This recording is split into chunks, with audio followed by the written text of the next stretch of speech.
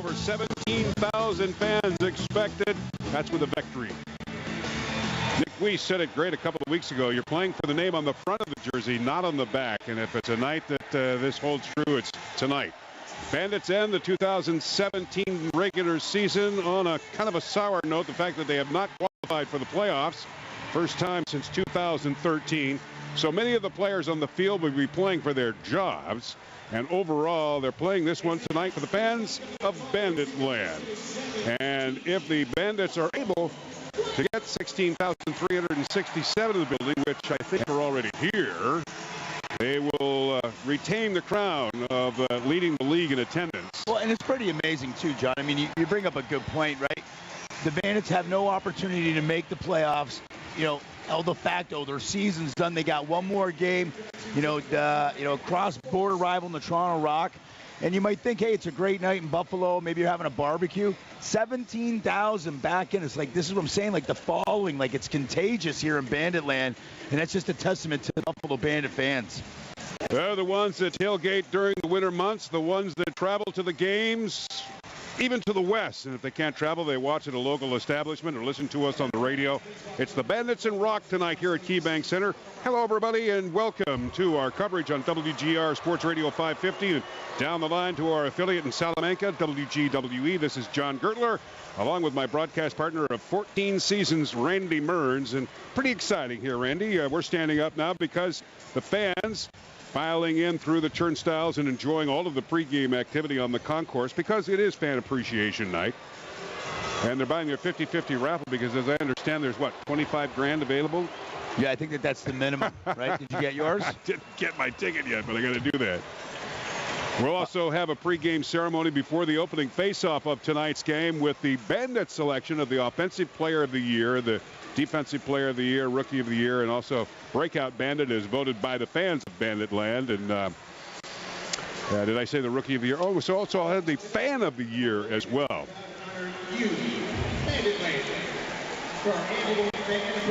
Let's go down and see if we can't pick up the public address announcer, Chris Swinson. I'll check on the trustee board here. Can't do it right at the moment, but what's happening right now before the lights come on here at KeyBank Center? Again, the issuance of awards and obviously to identify the Fan of the Year. As Chris Swinson is giving the rundown to all of the fans tonight here in attendance of Bandit Land. And Randy, while we've got some time to talk about that, let's review the talent of the Toronto Rock that come this evening. Because of the loss last night with Rochester, bumped out of the playoffs. That means Toronto's in along with New England. So Toronto's looking for home floor advantage next week when the single elimination comes about against the New England Black Wolves. Yeah, absolutely, right. But they also need some help. The New England Black Wolves have to lose tonight as well. And if they win, that's what they're playing for tonight. But you look at the Toronto Rock, roster. Again, they got all the facets. They got the defense. They got the transition. Got great leadership in Brody Merrill. They got the American experiment that's paying dividends. And I tell you, they're young, they're hungry, and they play up and down, fast-paced, and they can put the ball in the net. Great shooters. Fan of the Year being announced out on the turf to center field. And Brian Luna, who is the Fan of the Year for the Buffalo Bandits, receives a new sweater, number 17, for the Fan of the Year.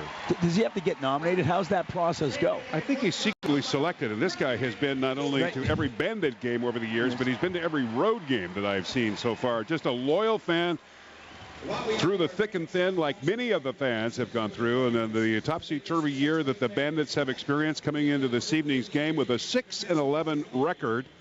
The Toronto Rock 8-9, and they're looking to go 500 tonight. And again, a victory for the Rock and a New England loss would give them home field advantage. But either way, they're in the playoffs because Rochester lost to Georgia last night in Rochester. As a matter of trivia, Rochester and Buffalo, this is the first time in the history of the NLL that these two teams from New York will be out of the playoffs for the 2017 season. How about the Breakout Player of the Year? And selecting The following awards were voted by the players of the Bandits. The review is in as Craig England, who was voted by the fans as the breakout player of the year. And I'll tell you that number 88 has played exceptionally well. Well, he certainly has. I mean, he can play a lot of facets of the game, right? He can play on the offensive side of the ball. He can be a wing guy, a loose ball guy at the faceoff. He even plays some pretty stellar D, John. Blaze Reardon is the rookie of the year as selected by the players. And he's had a very good season at certain times, coming into this evening's game with 6 goals. He got 3 goals in this series against Toronto. Steve Priolo is the defensive player of the year. He also leads the National Lacrosse League in scoring. And Randy, as you had mentioned in our pregame show, although his role has changed a little bit to stay more at home, he still has 21 points. Oh, yeah, absolutely. I mean, anytime that he can get up the floor, he's got a great shot. He can, set some hard picks, slip, get in the opportunities. Great distributor of the ball in transition. But I would agree that he's played a little bit more of a defensive role and not as much of the transition this year. Dane Smith, who is not playing this evening, but great Dane, receiving the Offensive Player of the Year award. What an amazing season that he's had, despite the fact that he's only played in 14 games with 81 points. He is in the top 10 of NLL scoring and missing a second game of the in a row this past point of the last 6, and just been hampered with injuries all throughout the season. So 137 points last year. They're MVP of the National Lacrosse League, not for playing in tonight's game, still nursing that ankle, and also has an upper body injury as well. Let's go down to the floor right now for the singing of the Canadian and U.S. national anthems. Our home and native land, true patriot love, in all thy sons command. With glowing hearts we see thee rise, the true north strong and free. From far and wide, O Canada, we stand on guard for thee. God keep our land glorious and free.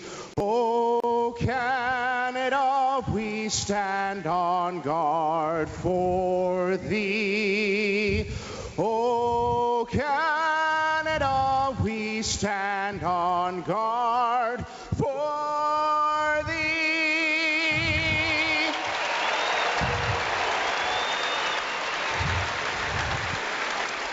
Oh, say, can you see by the dawn's early light what so proudly we hailed at the twilight's last gleaming, whose broad stripes and bright stars through the perilous fight o'er the ramparts we watched were so gallantly streaming, and the rockets' red glare, the bombs bursting in air, gave proof through the night that our flag was still there.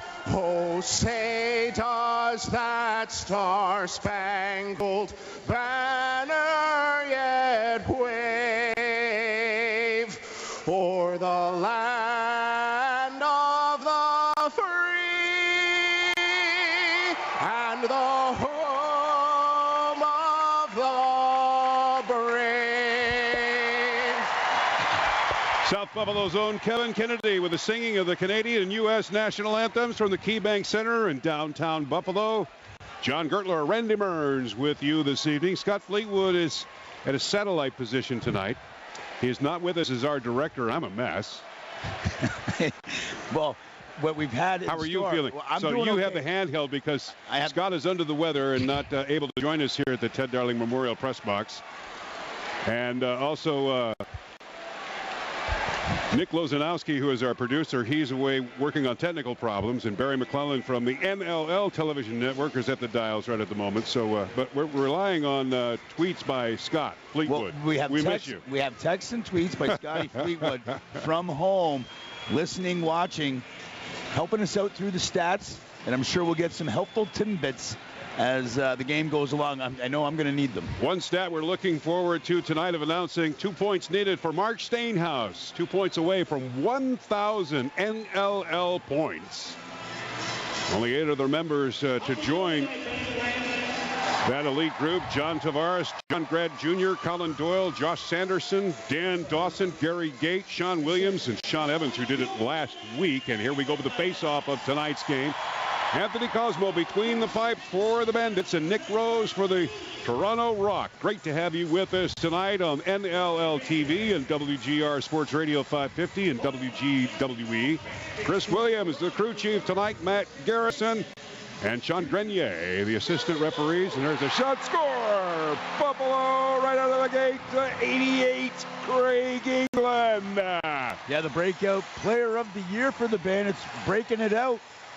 In about 12 seconds, Timmy Edwards wins the faceoff. Buffalo goes in transition. Toronto goes through a little bit of front door, back door, trying to get the defensive guys out. England just left all alone, goes far side on Nicky Rose, and the Bandits are up 1-0. How about England getting right in front of Nick Rose and finding Twine behind the big goaltender coming into this evening's game point, 7.7 save percentage.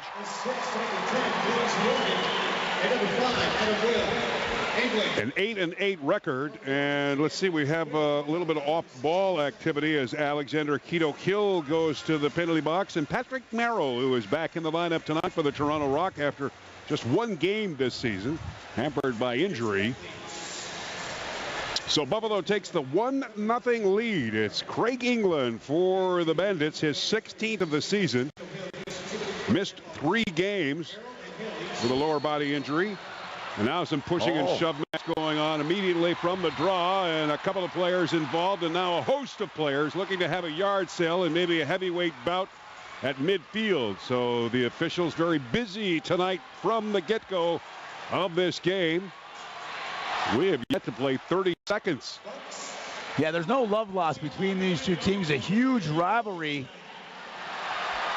I think Buffalo was going to get the original penalty on a check-in from behind. Justin Martin goes to the penalty box for the Bandits, and Damon Edwards for the Toronto Rock. But then Damon Edwards came back to him, gave him a shot in the head. Probably going to be a check-in from behind and a rough. I think it'll be coincidental minors. Going to looks like it could be 5-on-5 here, Johnny. A 2-minute roughing call, so those two will sit in the box. 1-0 Buffalo. It's Craig England underway with more play down on the turf. And it's the Rock with the ball from the right-hand side. Picked up by Reed Reinhold, getting the ball back over to the left side of Tom Schreiber, tipping it quickly over to Brett Hickey. From the top of the slot, a right wing pass down deep, over the shoulder shot wide with 5 seconds left on the shot clock. Buffalo's got the ball and the lead of this game. It's Craig England scoring his 16th of the season. Bandits with the ball down in the Rock zone. Pat Saunders field wide. Back over to Malcolm with a shot. Save. Rose rebound picked up by Buffalo's Mitch Jones, and Rose coming up big with a couple of saves. Jones gets his own rebounds. Shot clock is reset, so Buffalo hangs onto the ball down in the Toronto zone.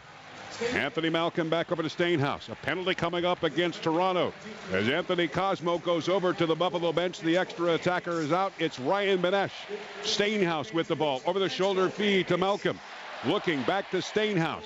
Now to Ryan Benesh from the slot area to Mitch Jones. Shooting it. Rose with a save. Rebound jumps out in front of the Toronto net, but a host of Toronto defenders are there, led by Jesse Gamble, and now more pushing and shoving. Quickly extinguished by the officials on the turf, but Toronto being assessed another penalty, and Bradley Key goes to the box. Yeah, Bradley Key was off ball. Looks like he's going to either get an interference hold And the Bandits are going to go on their first power play of the evening, leading the National Lacrosse League on the power play percentage, just over 60%, I believe, John. Coming into this evening's game, 42 power play goals scored on 70 opportunities. They went 0 for 1 last week against Georgia. And that forgettable loss. Ryan Banesh works the power play from the top of the slot as the quarterback. Now over to Mark Stainhouse, shooting it. Rose with the save, smothers it with the big webbing of his stick and makes a long, short-handed outlet pass over in front to Latrell Harris, and he scores. Yeah, Latrell Harris, young buck out of St. Catharines. Was looking to try to go to the NCAA college route, just kind of decided, I'm going to go join the draft. Very strong, very fast. He's on a hippity hop. Buffalo's offensive guys a little slow getting to the bench. Rose just sends a nice little teardrop pass. He just runs underneath it and just hammers one high to high on Cosmo. 5th of the season for the rookie Latrell Harris. Good defensive statistics with 103 loose balls and 28 caused turnovers. The second overall pick of the 2016 NLL draft, Latrell Harris gets the goose egg off the scoreboard here at KeyBank Center in Buffalo. 1-1 the score. Ryan Banesh with the ball, right point, back behind the net, over. Now to the top of the slot. Saunders setting up the play over the shoulder to Banesh. He scores!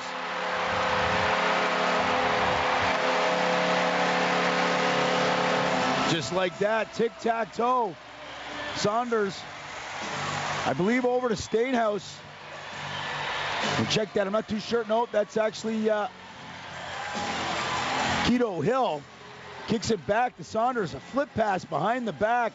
Banesh just one-times it between the pads of Nicky Rose.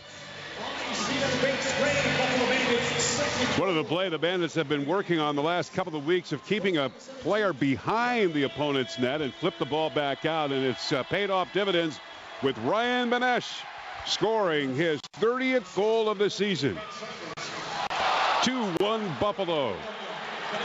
Adam Will with the ball out of his own zone. He's got to get it within the 8-second mark. Can he do it? No. Good defensive play by the Rock. And that's handled by Jordan Magnuson, getting the ball, taking a shot to the left side of Anthony Cosmo. Got a piece of that one. Rebound is Nick Weiss from the far boards, and here come the Bandits, leading this game 2-1 in the first quarter of play. Fan appreciation night. Some 17,000 expected. Top of the slot. There's a feather pass over to Mark Stainhouse. A quick stick shot set up nicely. Over to Alexander Keto Hill, stopped by Rose. The outlet pass stops at Buffalo's restraining line, and it's the Bandits' ball. A lot of activity going on field wide. Ryan Banesh tried to feed back over to Mitch DeSnoo. It bops back out at midfield and picked up by Bradley Key. Here's Harris again with a shot. Save! Cosmo.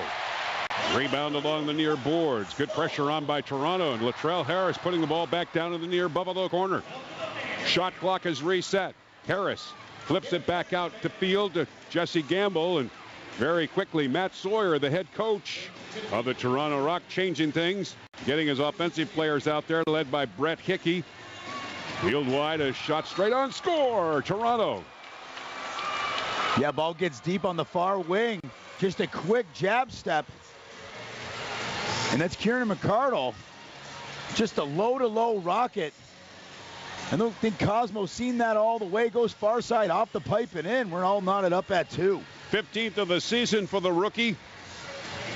Kieran McCardle coming into this evening's game is 33 points, a part of the American experiment, Randy, and all of your time and efforts at Canisius College for field lacrosse. You're seeing more and more players, and I would imagine you're encouraging these players for the summertime to play a little box. Oh, absolutely. You know, at Rippland, we have a lot of our guys that are traditional box guys playing during the summertime, Junior B, Junior A. You know, and again, it's just stick skills, quicker decisions. I mean, it just the games, you know, adapt. You can adapt the box game so easily to the field game. Field game, you start to realize that you can just play with one hand, lefty, righty, And as you kind of figure that out and say, hey, I got to be on the proper side using my strong hand, you know, these guys are pretty devastating in Tom Schreiber and Kieran McArdle. 2-2 the score here in Buffalo, quarter number 1, 10:34 remaining. Rock with the ball, in over the line they go, deep from the near corner. Scooting back out is Brett Hickey, 40 goals on this season. Left back to the far side, over to Reed Reinhold. Getting a shot away, score! No, did it score? I think Cosmo reached back before that one went it crossed through. the goal line. Over the line is Mitch Jones from the right side, getting close to Nick Rose. A shovel move by Jones proves costly as it's picked up now by the veteran Sandy Chapman. In over the line he goes. Fingers full of NLL championship rings. A long time. 15 seasons with the Toronto Rock. They've got the ball down in the Bandit zone. A field wide pass from Bierns. Back over to McArdle. McArdle leaving in the corner for LeBlanc. Top of the slot. Shot by McArdle wide. Rebound jumps out in front of the Buffalo net. McArdle's got it. 5 seconds to shoot. There's a long drive by Bierns. Saved by Cosmo. Scramble for the rebound. Toronto picks it up. Shot wide. Buffalo finally has the ball in a big time collision. And they're going to call a technical foul on that hit, which I thought was pretty clean. 9:34 left to play in this game. In the first quarter, score is tied at 2. This is Bandits lacrosse.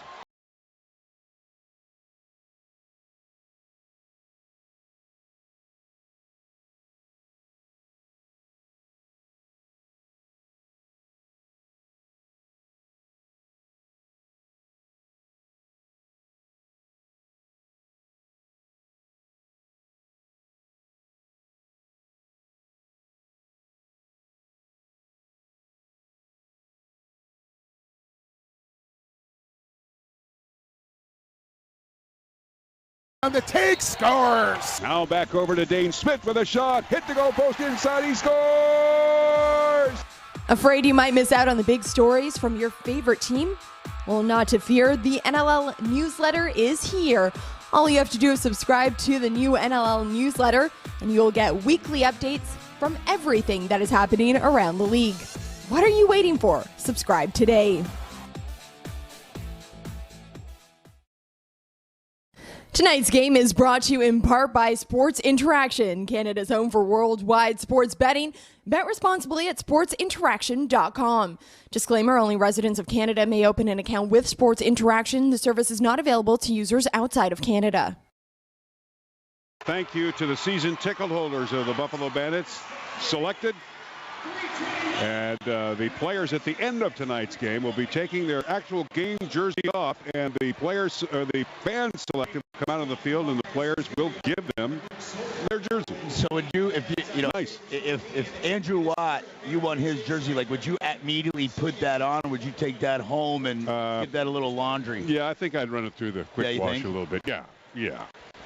Yeah, but if you're a Bandit fan, I'm thinking like I think some of these fans are putting the game worn. I'm game worn. That's what I'm saying. Got to do it. You know, it wouldn't be like an Eli Manning thing. Not too sure, not because you just watched him. You just wore it, just took it off, right? I'm just saying. It's a good point. Yeah, we'll have to see how many people actually put their jerseys on at the end of the game. Right now, this game in the first quarter is tied at 2. Here comes Toronto with the ball. Stephen LeBlanc leaving it back to the far side. Deking along the way is Reed Reinhold. One of the younger players just coming into the swing of things, and Dan Lintner gets a shot straight on. Cosmo with the save, and Buffalo's got the rebound. Randy, a lot of pressure on by the Rock doing the forechecking, holding the Bandits out of their own zone, but they've got it down in the Toronto zone. There's Benesh for the shot. He scores. Oh, that's a give and go. That's a Keto Hill give and go to Benesh. Let's see if Stainhouse gets a point on that. I believe Stainhouse kicked it down to Benesh, who darted a pass to Keto Hill, split through the Toronto D, no backup, and goes high to high on Nicky Rose.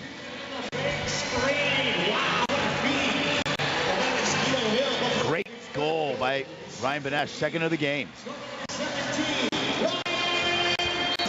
How about that? 31st of the season for Ryan Benesh to give the Bandits a 3-2 lead here in the first quarter of play with 8 minutes and 59 seconds remaining. Shots even at 7 in this game. On the Stainhouse watch, no assists there by Mark Stainhouse. He was on the floor, thought he might have got one. He needs 2, Johnny. Needs 2 for 1,000. The Stainhouse watch tonight at KeyBank Center. 36 years old and just ticking like an Energizer bunny. There's a shot by Bearns that goes wide. Rebound picked up by Littner. Back to the slot area. McCardle with a shot. That's blocked into traffic. McCardle gets his own rebound. Trickles from the right point. Gets in close. Leaves it in front for Schreiber with a shot on save. Cosmo. Rebound picked up by Toronto and the shot clock reset. Here's a double team by Buffalo's defense. And Mitch DeSnew is there with the ball coming into this evening's game with a 3-game point streak. Tommy Schreiber like a pinball in the corner there. 2 Buffalo Bandits. Whack, punch, whack, whack, whack. Sliding all over the place. Surprising he could hold on to the ball there, Johnny. Mitch Jones with the ball from the right point. Fegan out in front. A bouncing shot by Saunders, stopped by Rose, and the rebound picked up by Toronto. And they break out very quickly at midfield and already the Buffalo restraining line. Brody Merrill tipping the ball. Back over to Stephen LeBlanc from the right point. He's got some room to move, time and space. Takes a twirl, takes a shot, and Cosmo comes up with a save. Long outlet pass intended for Mitch Jones. That'll be intercepted by Toronto, and it's picked up by Damon Edwards. Shooting 29% from the floor when he gets a good shot on goal. Tom Schreiber leading the rookies in scoring by 28 points. Flips it to the far side, and Toronto on attack from the far corner in Buffalo zone. Taking a shot straight on is McCardle. He's stopped by Cosmo, and the loose ball picked up by Buffalo. 3-2 Bandits here in the first quarter of play. 7 minutes and 18 seconds remaining. In over the line is Alexander Keto Hill from the near corner. Buffalo gets into position offensively. Anthony Malcolm streaking in from the left point. All the way back out to midfield to Keto Hill. Plenty of time to shoot with 10 on the clock. Ryan Benesh looking for 3. The early stages of this game. Back to Stainhouse. Far corner pass. Over to Malcolm. Shooting it. Blocked by Toronto's defense. Rebound.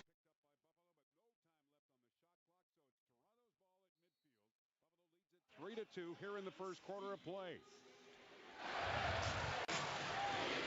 Setting up outside the line. Schreiber. Near boards, back over to Brett Hickey. Far side, over to Stephen LeBlanc. Deking his way in, hampered by Buffalo's defense and Kevin Brunel. LeBlanc using the turf, get it over to Schreiber, dashing in from left. Back over to Hickey, now to LeBlanc. Looking, shooting. It's blocked by Buffalo's defense with 5 to shoot. Toronto gets the loose ball. Couldn't get a shot away. And with no time left on the shot clock for Toronto, it's Buffalo's ball. Quick transition for Buffalo. Mark Stainhouse could not play Nick Weiss's ball, so it's picked up by Brody Merrill. Quick pass back over to Latrell Harris. He scores again. Latrell Harris, what a night so far for the young rookie. Wow, quick hands by Latrell Harris. That's his 3rd breakaway of the night, Johnny. Inadvertent pass, Stainhouse can't handle. It's quick up. Latrell breakaway, gives a couple of hedge fakes, and then just buries high to high. And Anthony Cosmo for the 2nd time tonight. We're all knotted up at 3. 6:06 remaining here in the first quarter of play. Latrell Harris with his 6th of the season, 2nd of the night. Back to the face-off circle at midfield. Swept out of the area and scramble for the ball continues. Looking for control of it, and somebody's webbing of the stick as it continues to get motion on the turf. Swatted by, and Buffalo has it, and it's Alexander Keto Hill over the shoulder, feet over to Stainhouse with a shot. Rose with a save, and he gathers it in the webbing of his stick, and now Stainhouse gets tied up with Sandy Chapman. Well, Rose struggles to get the outlet pass, but makes the connection at midfield. 3-3 the score. In over the line is Dan Littner with a shot. Save, Cosmo. Littner paying for that one as he's dug out of the crease area, and the ball all the way back in the Toronto zone.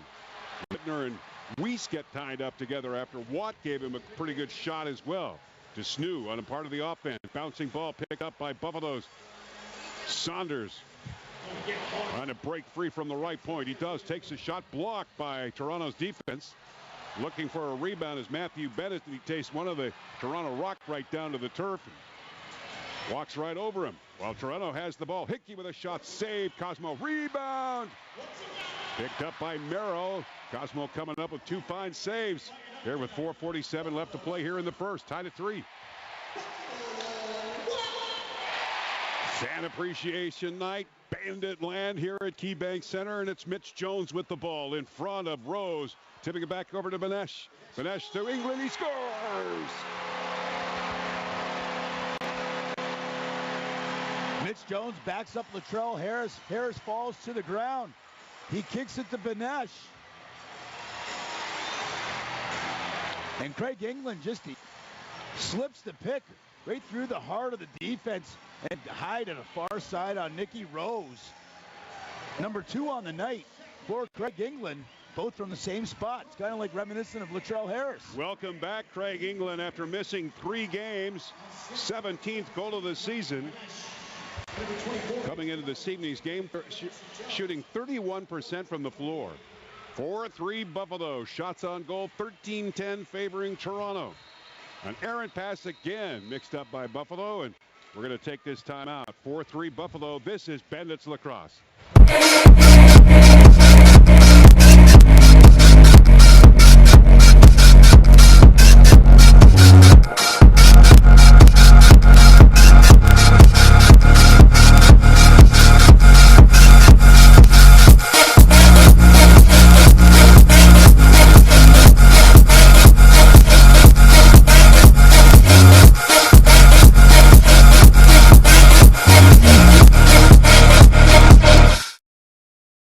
Scott Digby on the take, scores! Now back over to Dane Smith with a shot. Hit the goal post inside, he scores!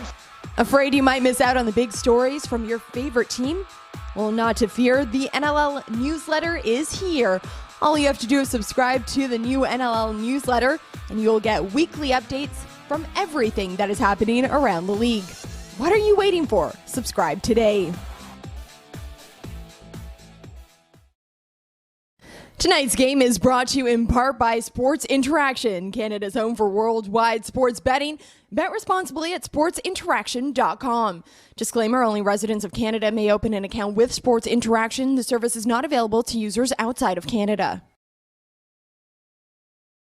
Plus, exclusive content, highlights, interviews, and more. That's NLLTV.com. John Gertler, Randy Mearns with you this evening. Scott Fleetwood from his remote location.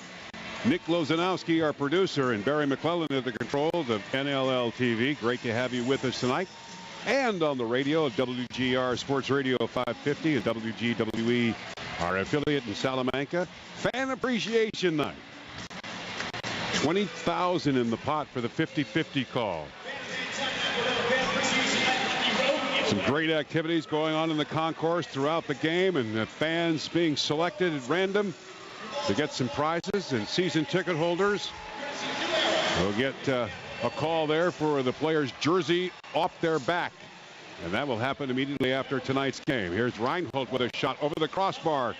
Tips along the end board. Scramble for the ball continues out of the near Buffalo corner. Alexander Quito-Kill is there, and it's broken up by Buffalo. And Steve Briello, who leads the NLL defenseman in scoring, just outside the restraining line for Toronto. Tips it to Ryan Benesh, now to a running Anthony Malcolm with a shot to the right side of Rose. End board puts the ball back out to midfield. Save the over and back charge, and Craig England comes across the line at left. Field wide pass over the Blaze Reardon. The club's rookie of the year is Reardon. Dekes his way in. England with a shot that's blocked by Toronto's defense. He's looking for 3. Brody Merrill comes into the game with 17 points, 157 loose balls for Brody Merrill. All sorts of accolades for that fine transition defensive player. Tom Schreiber, top rookie of the league with the ball. Far side pass to moving LeBlanc with a shot saved. Desnew back out to midfield. In over the line he goes as a part of the rush. Hanging on to the ball in the webbing of his stick. Now over to Mitch Jones. Jones doubling his points this year in the 17 campaign from last year. Saunders with a drive. He scores. Yeah, that's a double clutch on Saunders. Saunders sets the original pick. He just pops on Mitch Jones. Jones kicks it back. He double clutches. I think it froze Nicky Rose. And he goes sidearm to the far side over the right shoulder. Shooting through a screen. I don't think Nicky Rose seen it, Johnny. 5-3 Buffalo.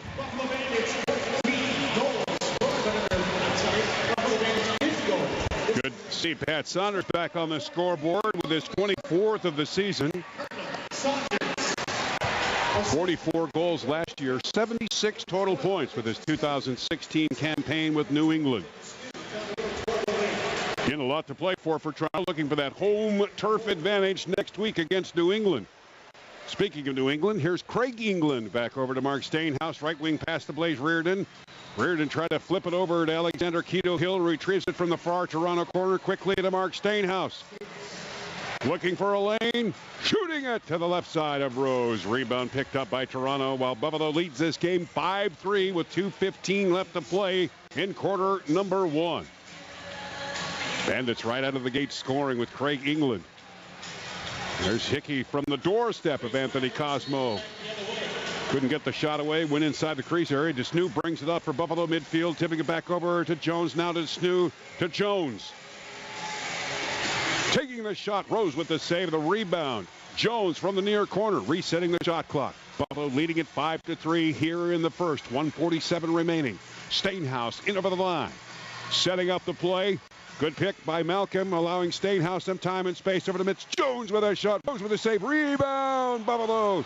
Anthony Malcolm and Jones. Rose is there, but makes the save for Creed, getting the ball back out to midfield. 5-3 Buffalo. In over the line is Tom Schreiber. Forced into the near Buffalo corner. Back over to Littner. Far side pass. Tipped over to Stephen LeBlanc. Now a drive by Reinhold. It's blocked off the side of Justin Martin, and that ball goes all the way down to the near Toronto corner. Yeah, Martin giving his head a shake. That was a big, big drive. I think it hit the back of Martin's helmet. Buffalo regaining possession. Leading this game 5-3, under a minute to play into the first quarter. Must-win situation for the Bandits, just for the fact of the fans of Bandit Land. And so far, they're doing a great job. Better than last week as Panesh leaves it to Reardon with a shot. Rose with a pad save. He tried to flip it out of his pads and get the ball back out to midfield. Latrell Harris, 2 goals tonight for the young rookie. Tipping it back over to another rookie, Tom Schreiber. Now to Dan Littner. Deep into the far corner. Toronto sets up the play. Deaking is McCardle. Feeding it back out in front. Shot over the net by Casey Behrens, and the ball picked up by Cosmo, who gets an outlet pass over to Andrew Watt. Shoveling move with the ball over to Mark Stainhouse. Pressure on by Brody Merrow. Stainhouse over the center line. Trying to set up the ball now. Buffalo with the empty net. The extra attacker is on with 5 seconds remaining. Ball top of the slot. Stainhouse, 2 seconds remaining. Saunders over the shoulder shot. Rose making the save at the split second, and Buffalo ends the first quarter leading at 5-3. Great game tonight for the Bandits. This is Bandits Lacrosse. Pro lacrosse teams are now fielded in Philadelphia, Boston, New York, Maryland, Montreal, and Quebec. Yesterday there was friendly competition and not so friendly competition. We knew our true colors weren't just worn on our backs, they were painted on our faces and hoisted as high in the air as we could possibly carry them. Whatever it took to claim our turf. Yesterday we left it all out there. Blood, sweat, tears. You name it, we left it. We kept ourselves focused and we kept each other in check, and the only thing we took were epic shots. Yesterday we saw more twists and turns in 8 seconds than most people saw in an entire season. We lost the ball, lost our minds, we lost count countless times in every game. If you could see the ball, that was a slow day. Yesterday physics didn't apply to us. Gravity wasn't welcome in our box. Armed with just a stick and a ball, we took flight. Yesterday we were the best we could be.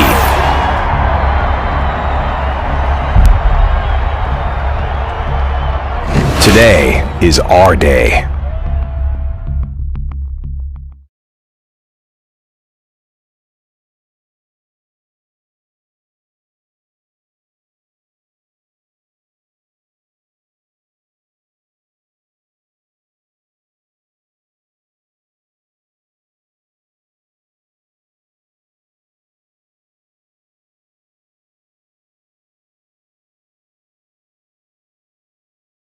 Toronto 2 goals by defenseman Latrell Harris.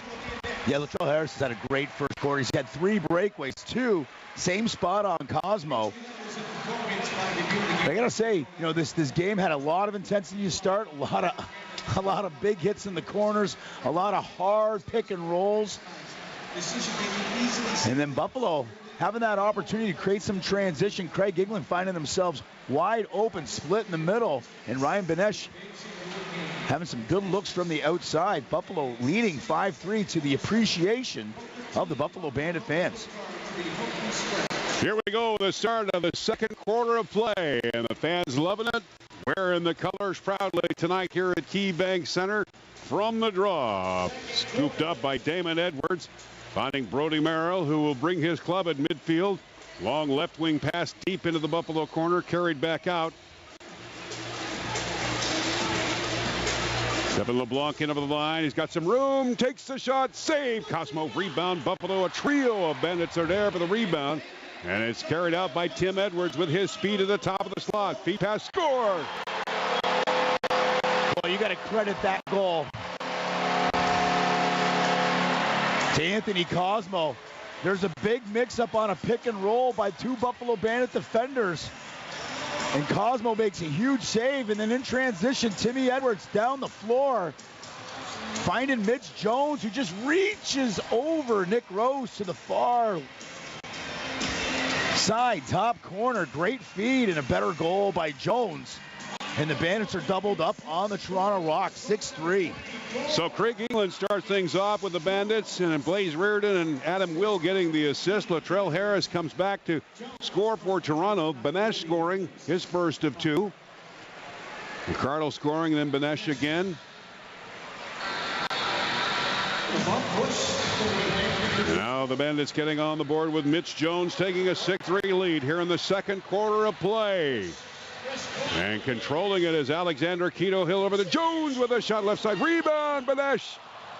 Rose again with a couple of saves. Shoveling move. And the ball carried out by Jesse Gamble in over the Buffalo restraining line from right. Gamble field wide pass. All picked up by Karen McCardle. Well outside the face-off circle of center. While the rest of the offensive players get into position. It's McCardle coming in from right. Getting hampered by Buffalo's defense and well, but McCardle takes the shot. He scores. Yeah, that's a one-on-one matchup. And Kieran McCardle wins that matchup. That's number 2 on the night. He toe drags a Buffalo Bandit defender. You see it here. And comes all the way across.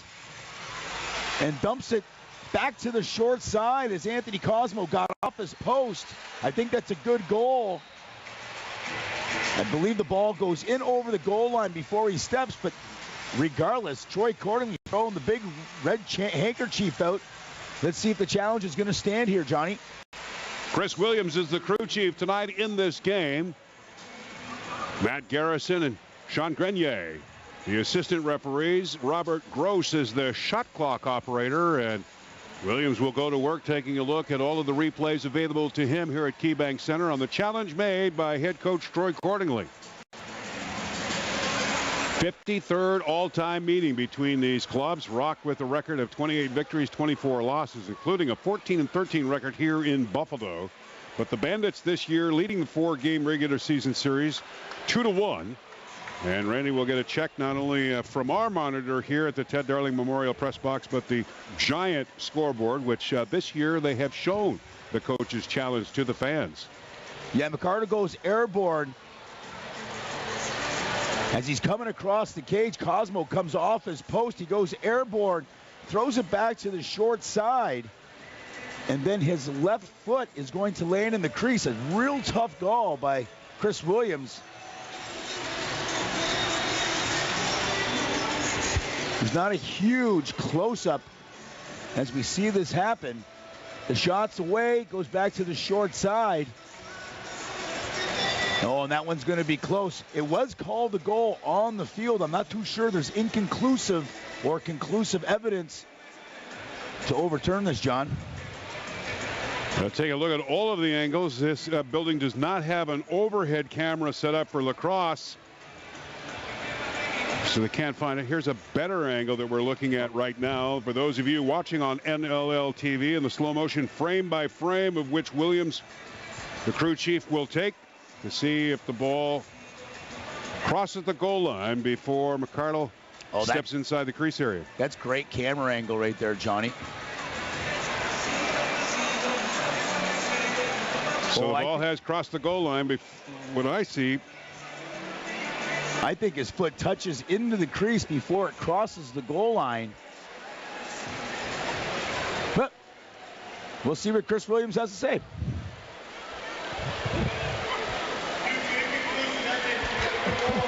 It's a good goal. 6-4 Buffalo.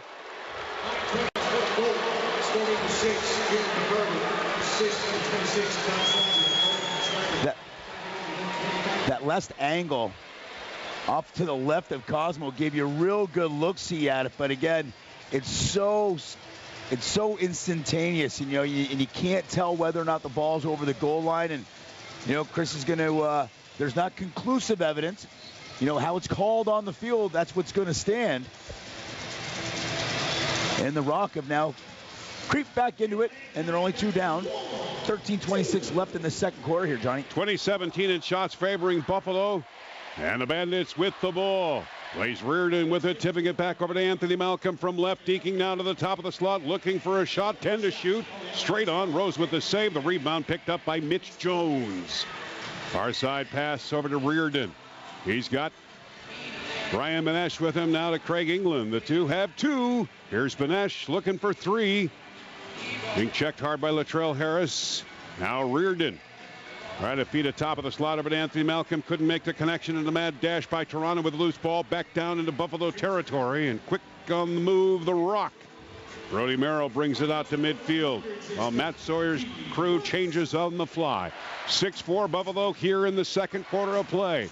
A left wing pass over to the far side. Deking. Hard structure by Will. LeBlanc gets a chance at it from right. Twirls around. Looking. 10 seconds to shoot. LeBlanc loses the ball in the webbing of his stick. Crashing is Steve Priolo. Digging deep along the near boards in the Buffalo zone. 2 seconds left on the shot clock. And it'll be Buffalo's ball.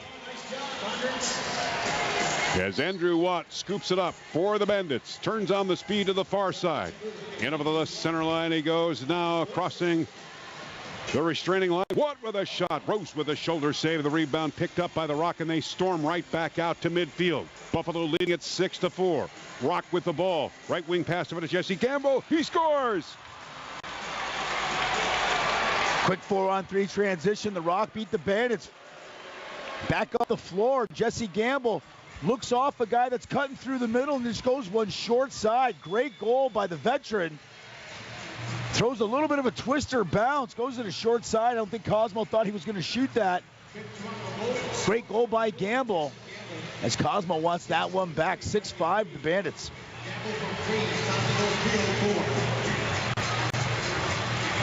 So Jesse Gamble coming into this evening's game with 13 points. Scores his 4th of the season.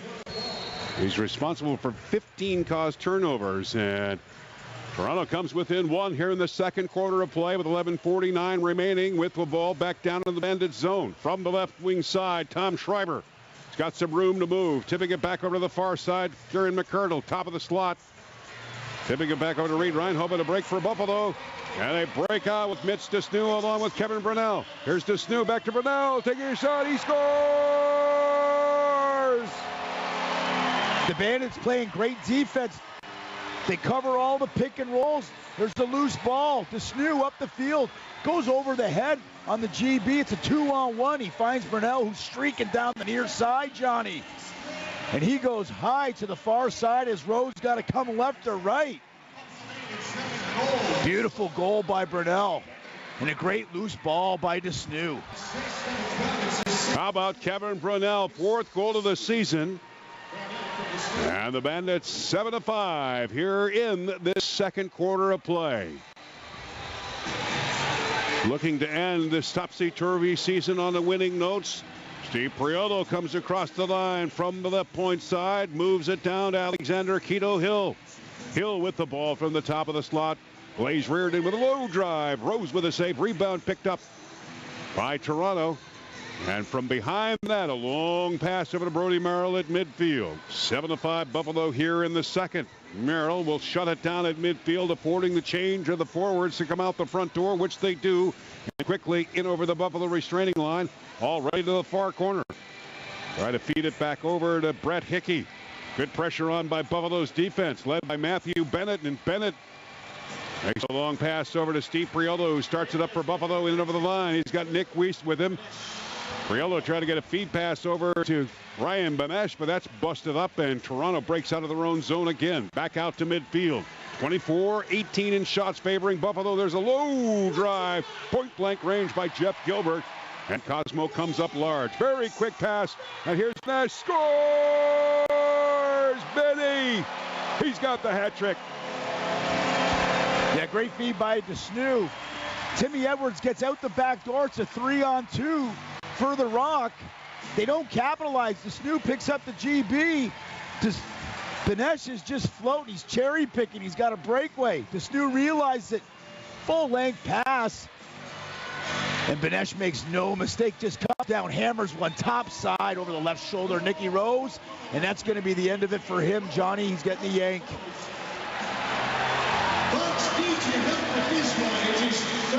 Brandon Miller comes in for Toronto with a .714 save percentage. Only played 23 minutes this season, an 0-1 record. 10 saves, so Ryan Benesh with the hat trick to give Buffalo the 8-5 lead here in the second quarter of play. From the draw, swept down into the Toronto zone. Picked up by Brandon Miller. Makes the outlet pass over to Billy Hose-Trouser and gets it back out to midfield and quickly out the front door. Storm the Toronto Rock offense. Ricardo, left wing pass, low drive, save! Cosmo got it wrapped up into his pads, and we're going to stop things with 9 minutes and 50 seconds remaining. Quarter number 2, Buffalo 8, Toronto 5. This is Bandits Lacrosse.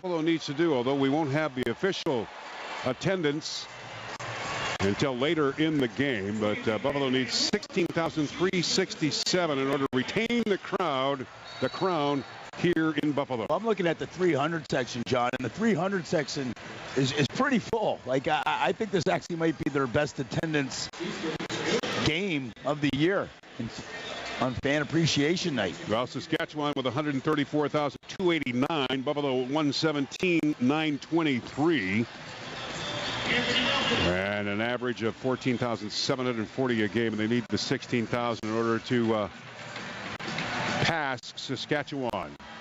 This is already played their home game. Completed the 9.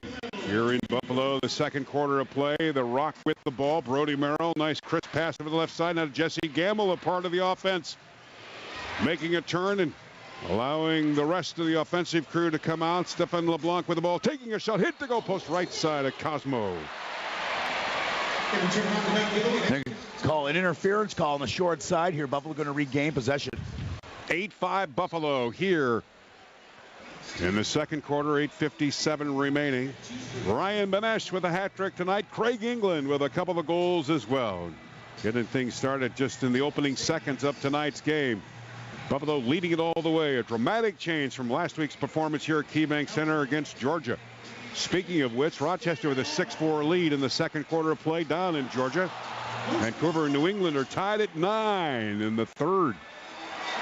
A couple of heavy hits. Blaze Reardon got smoked by 2 Toronto Rock defenders.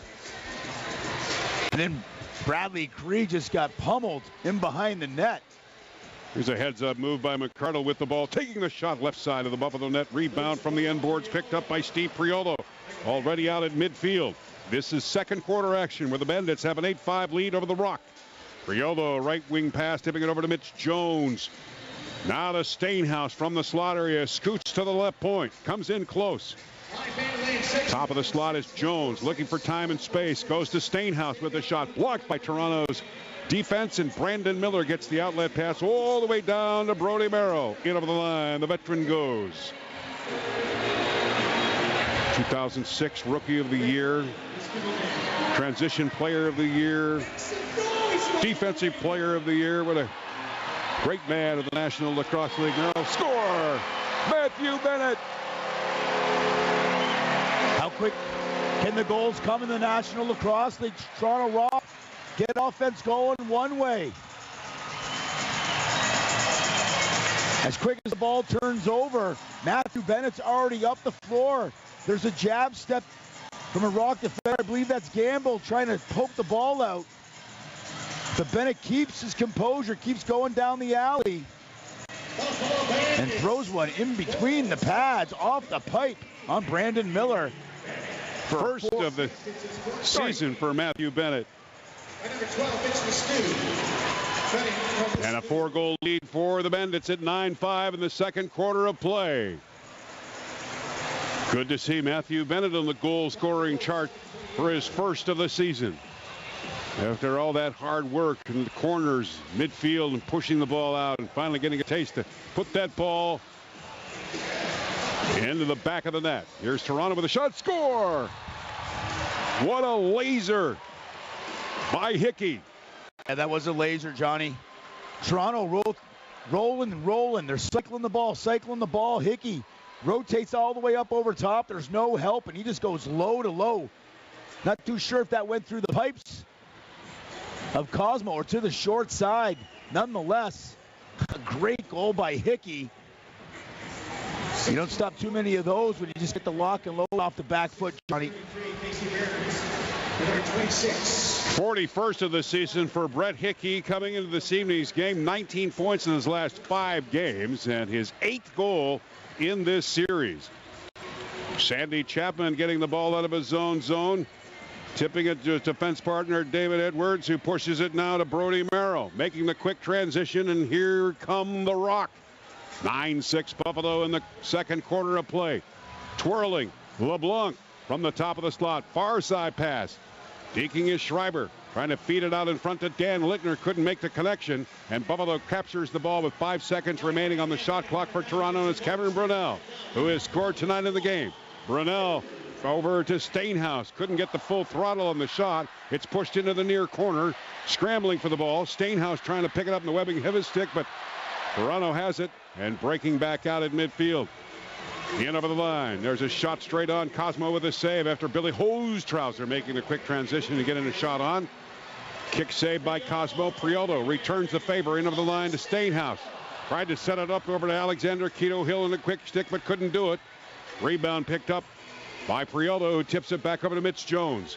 Priolo remains a part of the offensive rush, doing some picking and trying to get time and space. Stainhouse behind the net. Feed pass over to Quito Hill on a quick stick shot. And a Toronto player face first on the ground in his own zone, stopping things with 5:40 remaining of the second quarter of play. Buffalo leading at 9-6. Yeah, look, might be Jordan Magnuson down on the ground. It was off ball. Buffalo had all kinds of pressure. Mark Stainhouse still looking for a point tonight. Needs 2 for 1,000. He jams one in behind the net. Then a streaking Quito Hill comes in. Brandon Miller throwing the big left shoulder up to make the save. Off ball though. Magnuson all of a sudden is just sprawled on the ground. Not too sure here, Johnny, what happened to him. Definitely got to be a pick and roll away from the ball. It's good to see that he's up. He's moving back to the Toronto Rock bench. A little shaken up, but I think he'll be all right. Third round draft choice for the Rock in 2016. The youth movement, I think, Randy, has paid off great dividends for the Rock. What a disaster they had last year, and what a Great turnaround they had this year. They've qualified for the playoffs, and they'll play New England. I would imagine this team doesn't care whether or not they. From a business standpoint, yes, play at the Air Canada Center. That would be great. Well, but just to have them back in the playoffs, I think is wonderful. Well, absolutely, right? And again, also Toronto, they changed the leadership up at the top, right? Matty Sword in his first year with the Rock, and and those are the hard things that you go through. Which way do you want the direction to be? Do you want to go younger, and then you got to be committed to it? Well, when you do that, you know what? You're going to release some of the veteran guys that have bled for the club 5 to 10 years, and hard decisions are made, but it's professional sports, and the Toronto Rock made some of those decisions. It's paying off dividends for them this year. 9-6 Buffalo. Toronto looking to make it 7, but stopped by Cosmo, and the rebound cleared back out at midfield. Here come the Bandits in over the line with Kevin Brunel. He'll shut it down and let Buffalo's front door complete the change. Stainhouse from left. He's got Malcolm with him, and he gets the shovel pass to Malcolm. Now to Reardon, over to Mitch Jones. Second quarter action. Buffalo leading at 9-6. Jones from the far corner, deking away as Reardon trying to set a pick for him. There's a shot by Malcolm and a splitting save by Brendan Miller. Stops the clock with 4 minutes and 33 seconds left. Quarter number 2. Buffalo 9-6 over Toronto. This is Bandits Lacrosse. He's got Digby on the take, score. Tyson,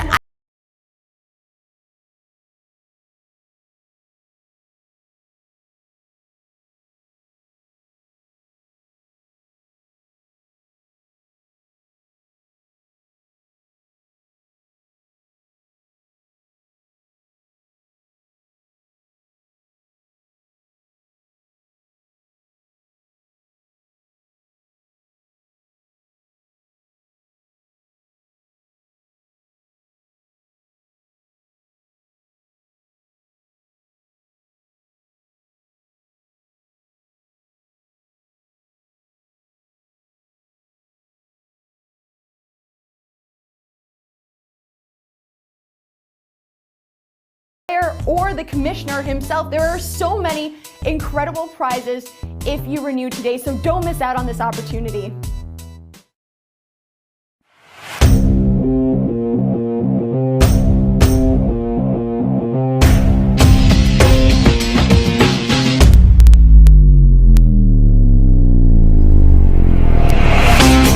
If you're a player looking for a lightweight head that delivers power and control, string up the Under Armour Command Low.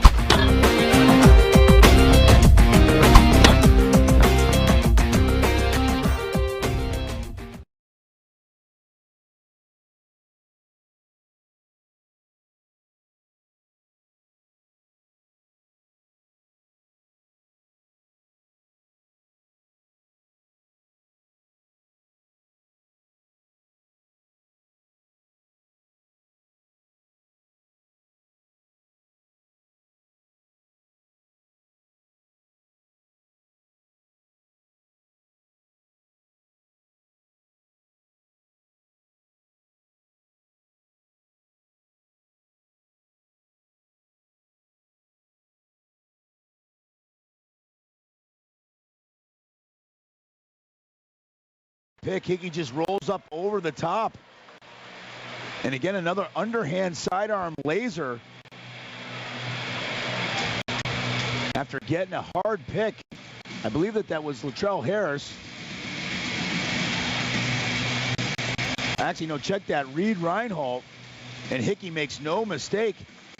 Cosmo comes off his pipe. He just goes back to where Cosmo just came from. And they're creeping within 2 now, Johnny. Hickey with a hat trick so far in tonight's game. 9-7 Buffalo in this second quarter. Shots on goal 29-26. And Toronto with the ball as it's left by Latrell Harris, who has a couple of goals in tonight's game. Over to McCardle.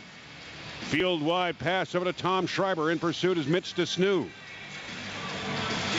Schreiber from behind the net. 7 to shoot for Toronto. Schreiber top of the slot to McCardle. Low drive. Save Cosmo. Rebound. Long outlet pass.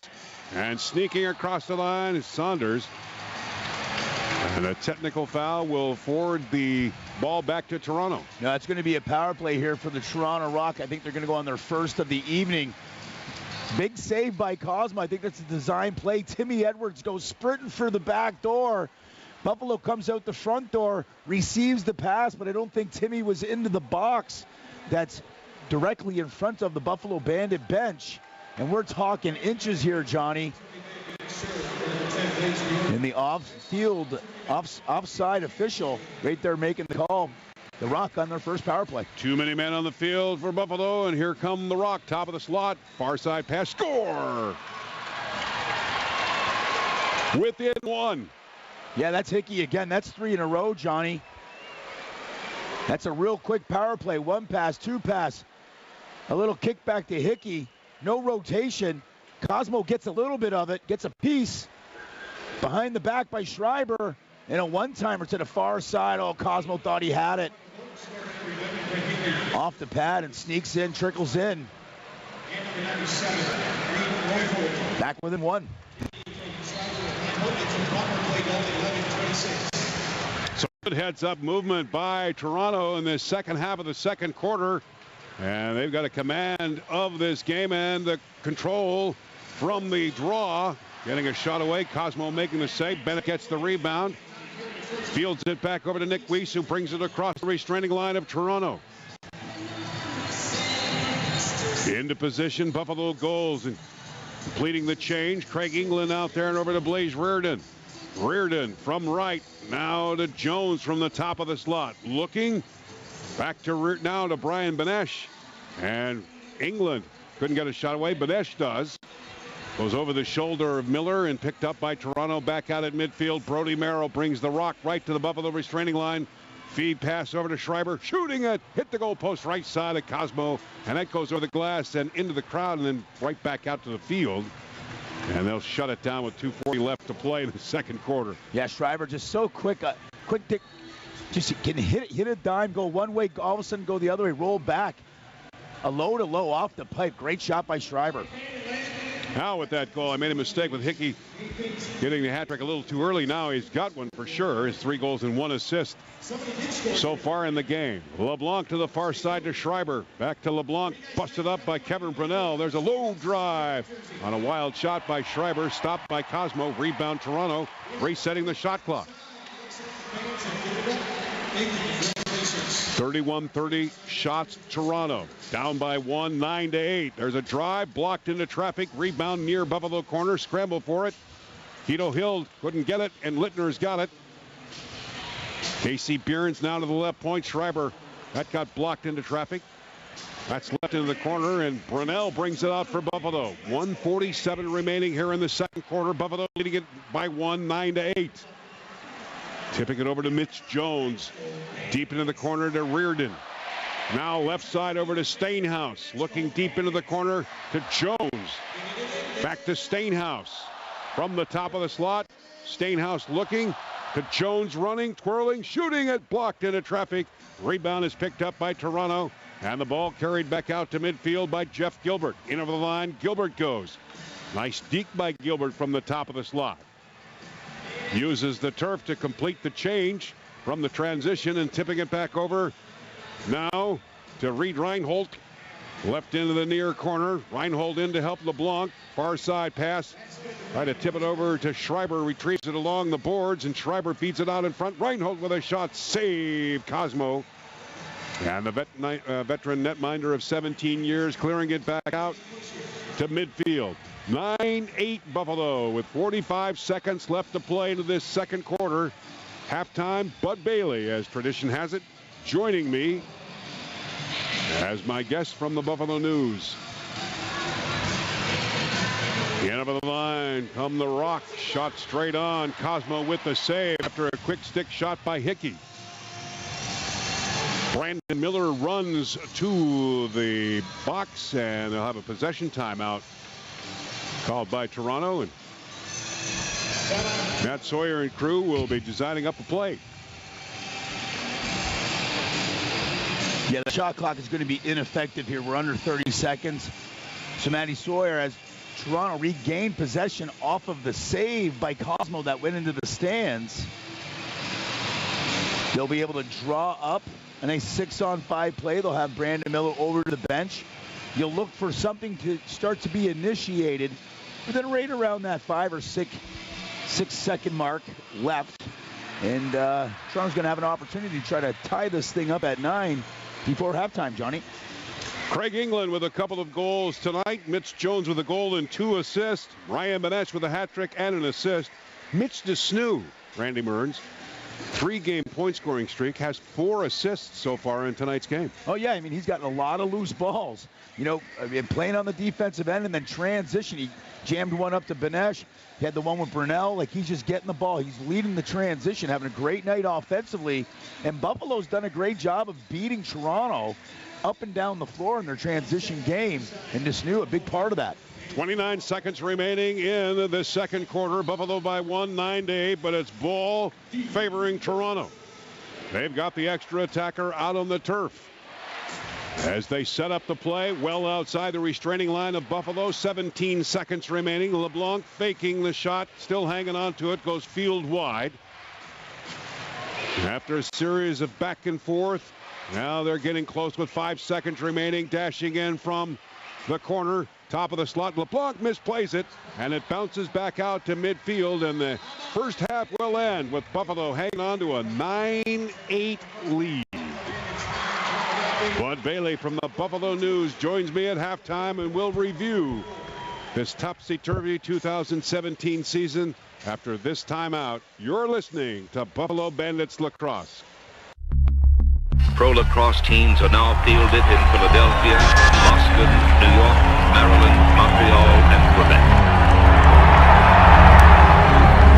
Yesterday there was friendly competition and not so friendly competition. We knew our true colors weren't just worn on our backs, they were painted on our faces and hoisted as high in the air as we could possibly carry them. Whatever it took to claim our turf. Yesterday, we left it all out there. Blood, sweat, tears. You name it, we left it. We kept ourselves focused and we kept each other in check. And the only thing we took were epic shots. Yesterday, we saw more twists and turns in 8 seconds than most people saw in an entire season. We lost the ball, lost our minds. We lost countless times in every game. If you could see the ball, that was a slow day.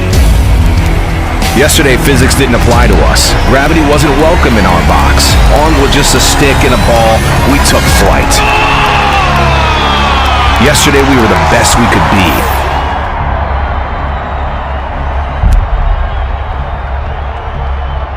Today is our day.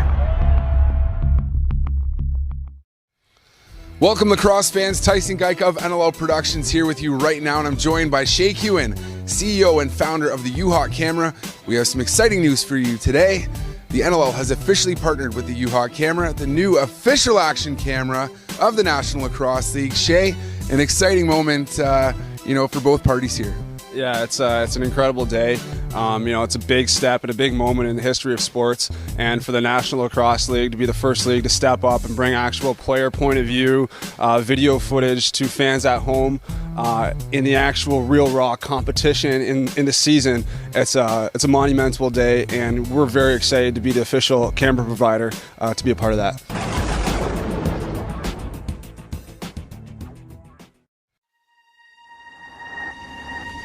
Say what you will, but it doesn't hear you. It's unaffected by your disdain and your malice. It doesn't care about competition or tradition. It's heartless and unapologetic. It has only one job. 2,536 knitted rows, 1,604 strokes, 513 transfers. All in one piece, duplicated identically every time. This is no job for man.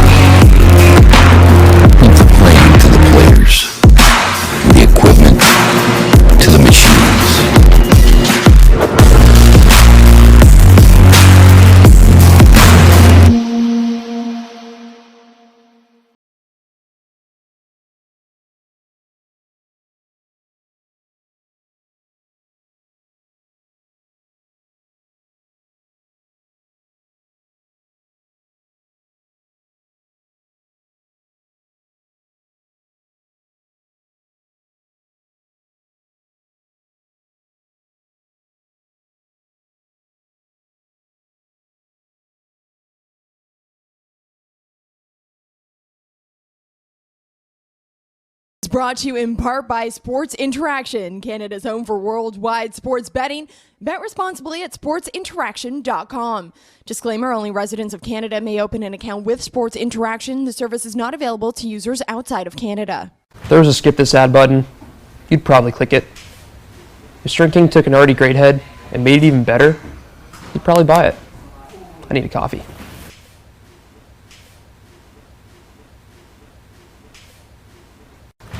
When it comes to style, swagger, and celebrations, there's one player in this league who has it down to an art. I got the chance to catch up with Mark Stainhouse of the Buffalo Bandits to see where this signature style developed. I met Mark about 5 years ago, and I've got to say, he's a tough guy to forget. There are few in the game who are better with fans and the media. And if we're talking style points, I'm not sure how Stainhouse could acquire more.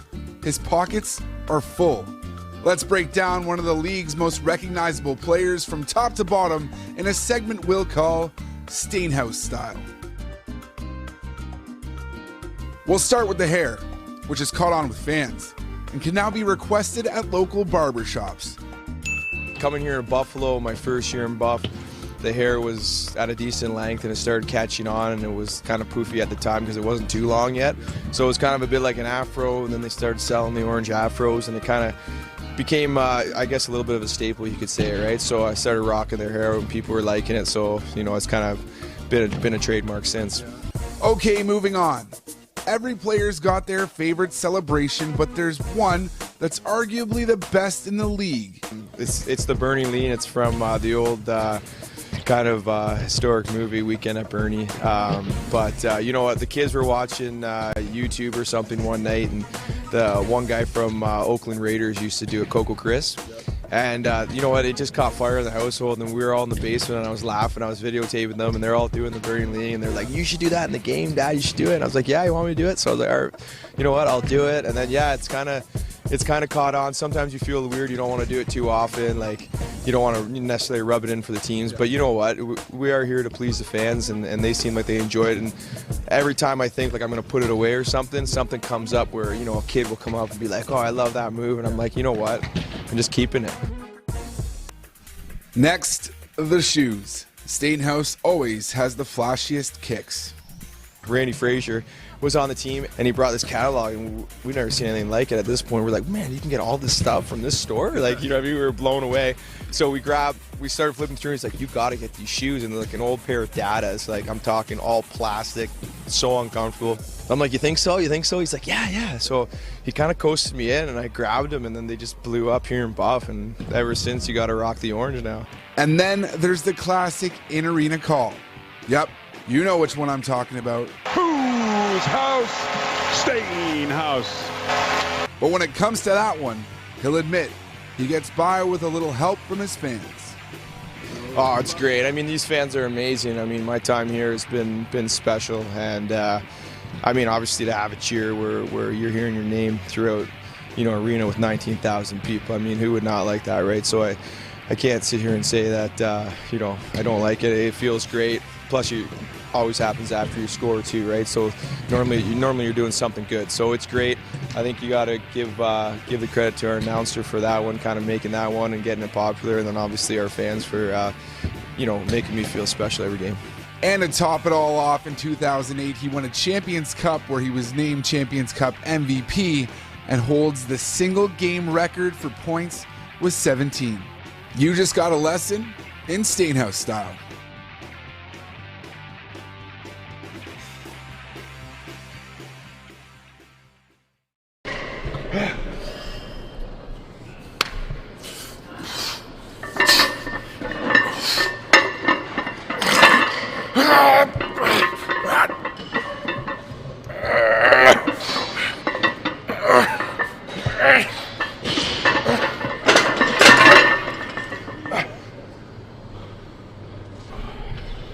Come on now. Want a little heat? Yeah. Here we go. On three. Boom. Drop it. Up. Let's go now. Here we go. Yep.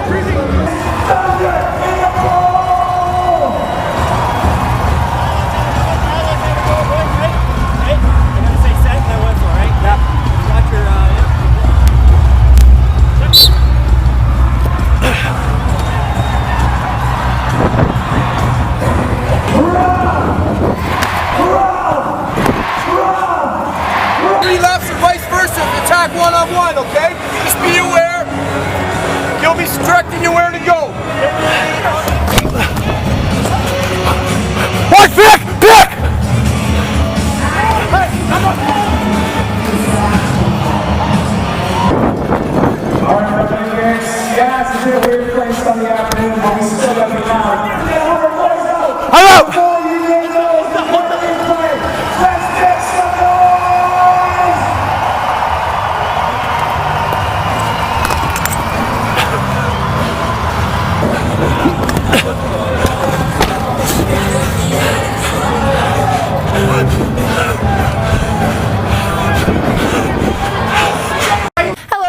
Welcome to this week's episode of the NLL Social Circle, where we take a look at some of the big stories happening around the league on social media this week. And I cannot believe that it is already the last week of the 2017 regular season. Wow, it has flown by. Well, the NLL Social Circle this week starts off with a bit of a makeover to the NLL website. Have you checked it out yet? Well, you gotta, because it has been getting a lot of love from fans. Just head on over to NLL.com to see the new look. And speaking of love from fans, plenty of teams are giving love to their fans this week in Fan Appreciation Night. The Colorado Mammoth are giving away a $4,000 international vacation while also supporting a great cause. Make sure to head on over to their social media page to find out more. The Buffalo Bandits and the Georgia Swarm are also hosting Fan Appreciation Night this week and giving away plenty of prizes throughout the game. Well, now we are flying over to Calgary, where the Roughnecks will be hosting Superhero Night. I cannot wait to see what superheroes come out to the Roughnecks' last game of the 2017 season. Well, I don't know if this goal will make it onto this week's Versus, but I am loving this video from rock fan Jonathan showcasing the next generation of Saskatchewan Rush talent. And it seems the Georgia Swarm are getting support from a Golden Glove this week. That is right, professional baseball player Jeff Francoeur took to social media to show his support for the Swarm on their amazing season. Swarm is hosting Game 2 of the Eastern Conference Finals on Saturday, May 20th at Harris Cherokee Casino Field, Infinite Energy Arena in Duluth. My family will be there too, and we need you there. That wraps up this week's episode of the NLL Social Circle. Fans, if you want to be featured here, well, make sure to tag us. We'll be continuing the Social Circle throughout the playoffs as well. For NLL Productions, I'm Mia Gordon.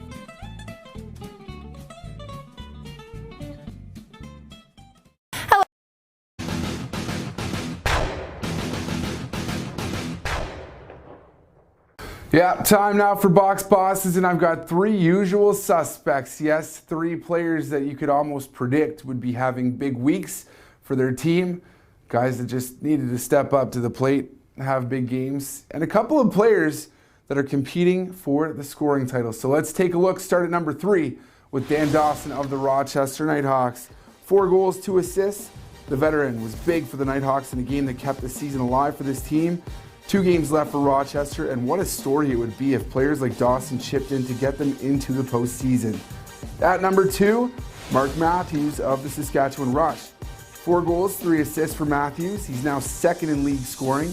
He's got 1 game to go, and he can make one final push for the scoring title, but unfortunately for him, the number 1 box boss has a pair of games next week, and that is number 1, Lyle Thompson. 2 goals, 8 assists. Another double-digit point night for Lyle Thompson, who is having an amazing sophomore season and now leads the league in scoring with 108 points. And he's got those final 2 games against the Rochester Nighthawks to close out the season. We'll see if this Georgia Swarm team can have another performance where they put up 20 goals or more. Wouldn't that be just insane, Mia? It is incredible what they have been able to do on offense so far this season. They're just all clicking and coming together, and we saw an outside the box, just all smiles and hugs for them.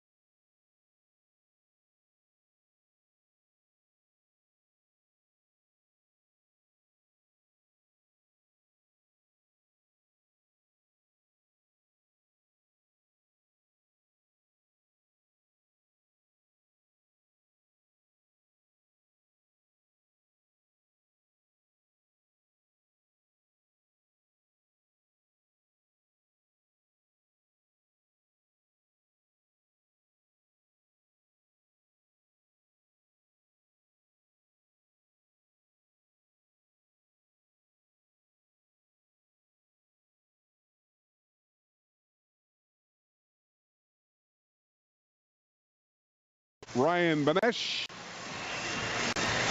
3 goals and 1 assist and a hat trick for Brett Hickey of the Toronto Rock. Randy, while the fans are enjoying the halftime activities, a lot of activity going on in the concourse, they're still milling around and having a great time, and they'll get back to their seats like these kids have done. It looks like they've got an official ball right there as well. They're having a good time. So. You got to be happy about that, right? Third quarter underway here from the KeyBank Center.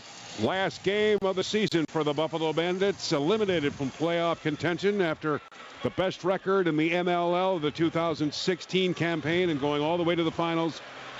Only to lose that to the Saskatchewan Rush. Bouncing ball played along the near boards by Brett Hickey, top of the slot as it goes over to Tom Schreiber. Field wide over to LeBlanc, taking a shot, save Cosmo. Rebound. That's a Toronto. great save by Cosmo, Johnny. LeBlanc been relatively quiet here, gets up underneath, toe drags, tries to go up over top on the big dive, trying to go up over Cosmo. Kind of hard to do. Cosmo standing about 6'4". There's a shot on by LeBlanc, hit the goalpost right side of Cosmo, and the ball picked up by Buffalo in a quick transition for the Bandits, leading it by 1-9-8 in the early goings of quarter number 3. Stainhouse with the ball, being hampered by Harris, who has scored 2 goals. Anthony Malcolm with the ball from the left point, whirling to the top of the slot, right wing pass to Saunders with a shot. And that is a save made. And the ball cleared by Brandon Miller, who had relieved Nick Rose of his duties in the first half of play. Rose playing 19 minutes, making 17 saves, allowing 8 goals. Miller in his duties in the first half, making 5 saves. There's a shot by Anthony Cosmo, who turned aside 26 Toronto shots in the first half. Here they come. Plenty of time on the shot clock. Labeled on by Toronto. Loose ball in front of the Buffalo Nets. Swept onto the turf. Who's got control of it? High shot fielded by Weiss. And back out to midfield. The Bandits come. Leading it by 1, 9-8 here in the third quarter. Anthony Malcolm from the left point. In over the restraining line to Mark Stainhouse from the corner. Scoots back out to the left point. Now zeroes over to the slot area to Ryan Benesh. Right wing pass. Benesh getting a little bit of a pick from Jones, but lost control of the ball. Retains it in the webbing of his stick with the shots. Saved by Miller. Rebound Toronto. Cleared out by Brody Merrill, who storms from the slot area. Haustrauser with a shot that goes to the left side of Cosmo. Rebound along the boards. Swept up by Buffalo. It's Alexander Keto Hill. Or check that in over the line is Martin. Justin Martin doing a nice job and showing his speed.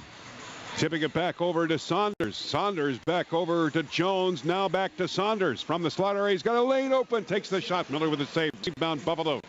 Anthony Malcolm couldn't get the shot away.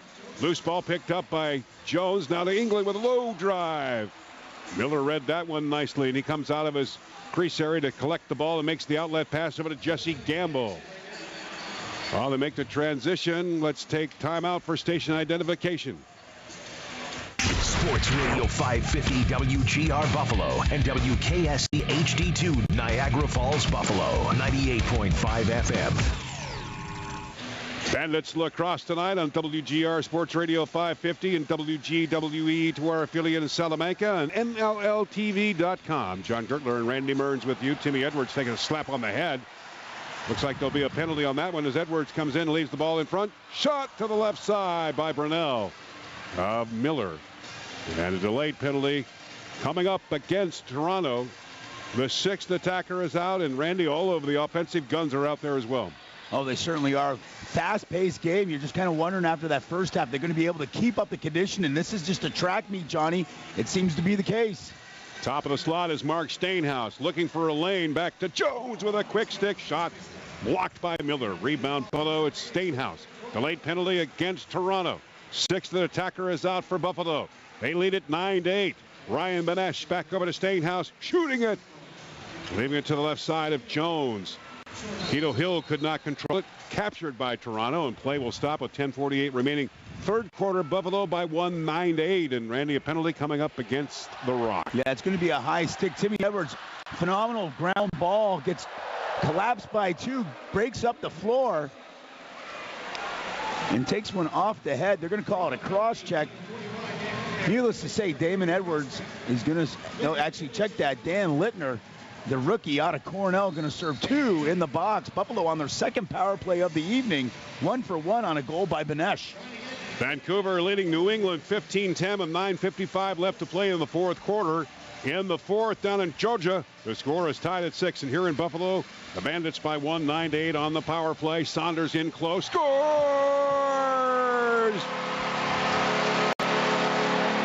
Oh, that's a pretty goal, Johnny. Real quick ball movement. Benesh rolls over. He's up at the top. Kicks it to Saunders. Saunders is in that shooting lane and throws a huge twister that goes to the short side of Brandon Miller. That's a highlight real goal to me. Miller, no chance. And Saunders, I believe that's his second of the evening.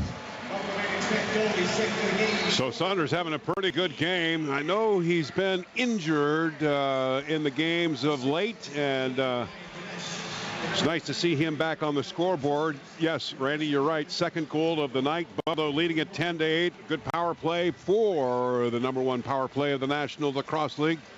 Bandits coming into this evening at 60% conversion rate. Rock in over the line. Brett Hickey with the ball. Far side pass over to LeBlanc. Hangs onto it in pursuit as Quito Hill along with Priolo. LeBlanc. There's a shot. Score. Toronto. Another laser, and this one goes to Reed Reinhold. Yeah, Reed Reinhold and Stefan LeBlanc playing the pick and roll game on the far side. LeBlanc gets up underneath. 2 Bandits filter to him. Quito Hill cannot respond and react quick enough. Might have been a little bit of a screen on Cosmo, and Reinhold just powers a laser to the short side. Cosmo going one way, he comes back the other. What a great success story for Reed Reinhold. Here's a street free agent looking for a job in the National Lacrosse League. Toronto takes a risk on him, and he's turned out just to be a marvelous player for the Rock. Another youth movement for paying off for the Rock. Well, the Rock made that change. They made a conscious decision to make a change. They have 10 rookies in their lineup. They wanted to go younger. They wanted to go new blood. And Reinhold finds himself a spot on the Toronto Rock. And you know what? If he keeps on playing like this, he's not going to be coming out of the lineup, Johnny. 11 goals in his last 6 games. Reed Reinhold was recent to score. 10-9 Buffalo. This is Bandits Lacrosse.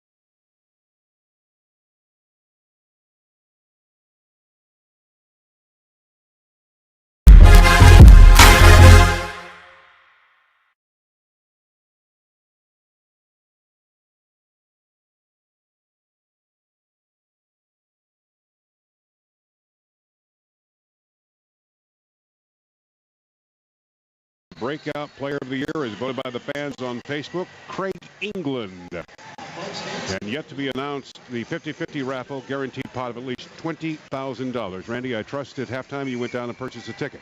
I purchased more than one, John. There's a shot by LeBlanc, blocked by Cosmo. Rebound picked up by Buffalo. A good outlet pass and over the line come the Bandits. There's Bennett looking for 2 after a nice pass made by Timmy Edwards. Yeah, and that's a great save by Brandon Miller. Edwards up the field with Bennett.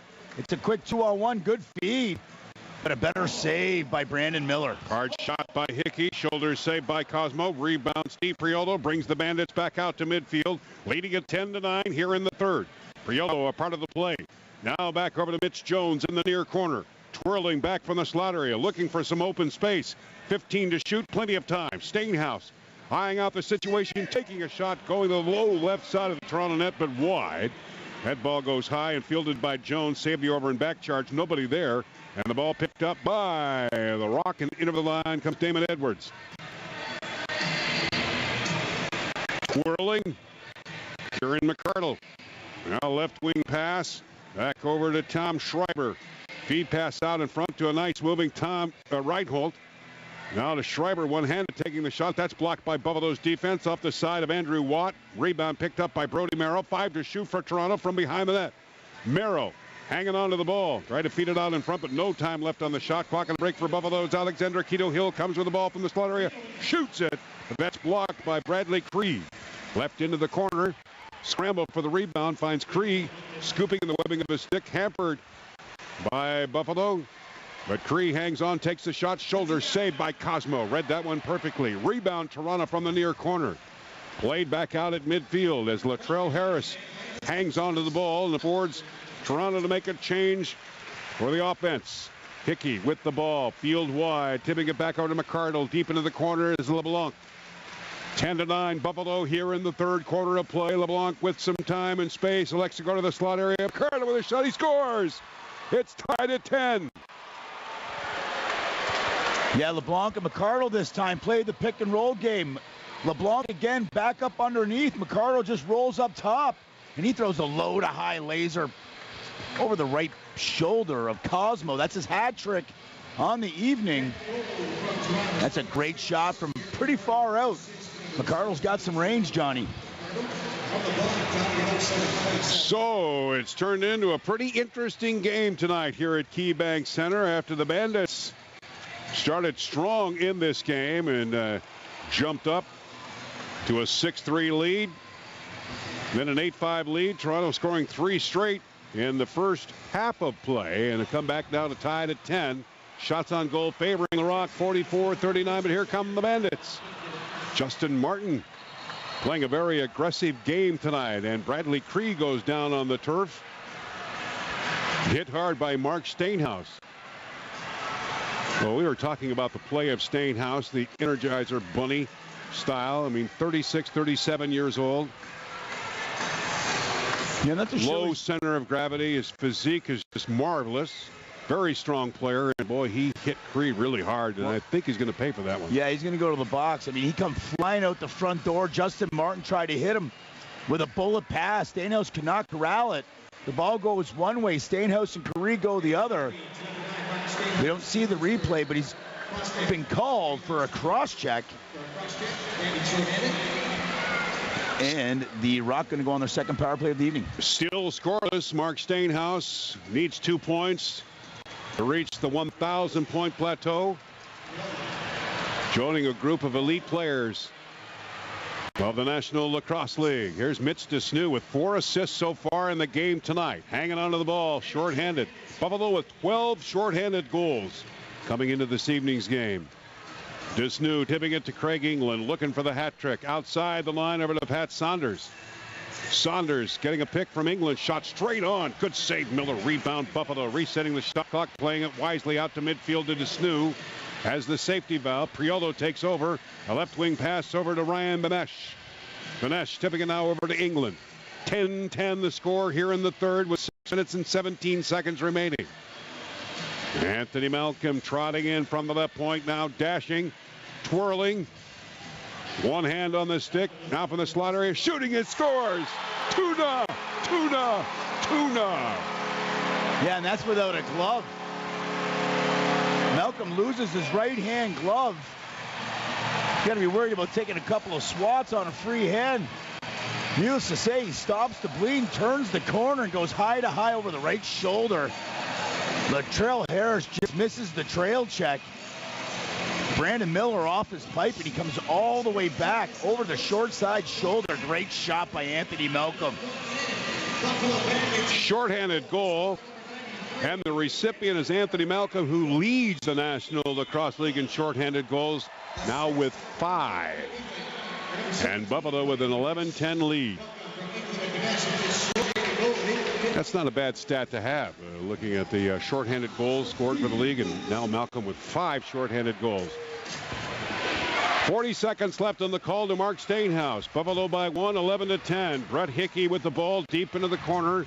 From the left point, top of the slot is Schreiber, quarterbacking the power play to the far side. Now Hickey to Schreiber, who's moving to position. Far side pass, Schreiber shooting, and scores. And that's first for the leading goal scorer of the Toronto Rock. Tommy Schreiber on the power play. Real quick ball movement. They try to hit Hickey with a pick. Schreiber gets himself into that shooting lane. They look off Hickey, go right to Schreiber. He goes low to the short side on Cosmo. Great shot. That underhand had some eyes, Johnny.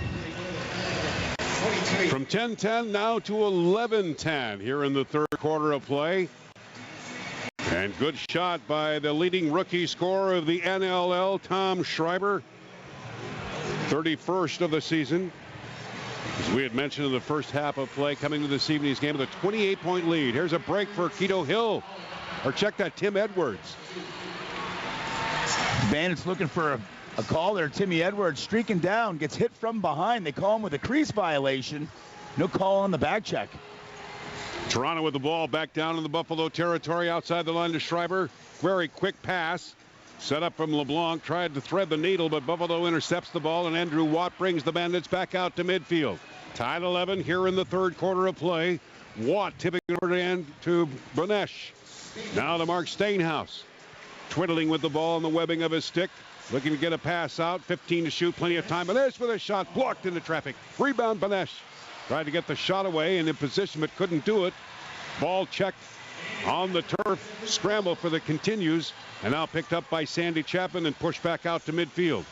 3-on-2 break as Toronto comes across the restraining line. Schreiber and a quick stick shot over to Jesse Gamble. Stopped by Cosmo. Rebound Buffalo. Now Keto Hill is checked from behind. No call. Rebound is picked up by Schreiber. He's checked by Priolo. Ball retrieved by Buffalo. And here comes Priolo back out to midfield. He's got Craig England at left. Also trailing in is Pat Saunders, Mark Stainhouse, and Ryan Banesh back out on the turf. And Priolo will go to the bench. And the change is complete with Anthony Malcolm joining the crew. Here's Saunders with a hard shot save. Miller rebound. Malcolm resetting the shot clock. Tied at 11 here in the third. Banesh with the ball from the right point. Dashing in. Banesh with the shot. Save Miller. Banesh is in the crease area, and the clock stops with 3 minutes and 45 seconds left to play. Quarter number 3. Score tied at 11. This is Bandits.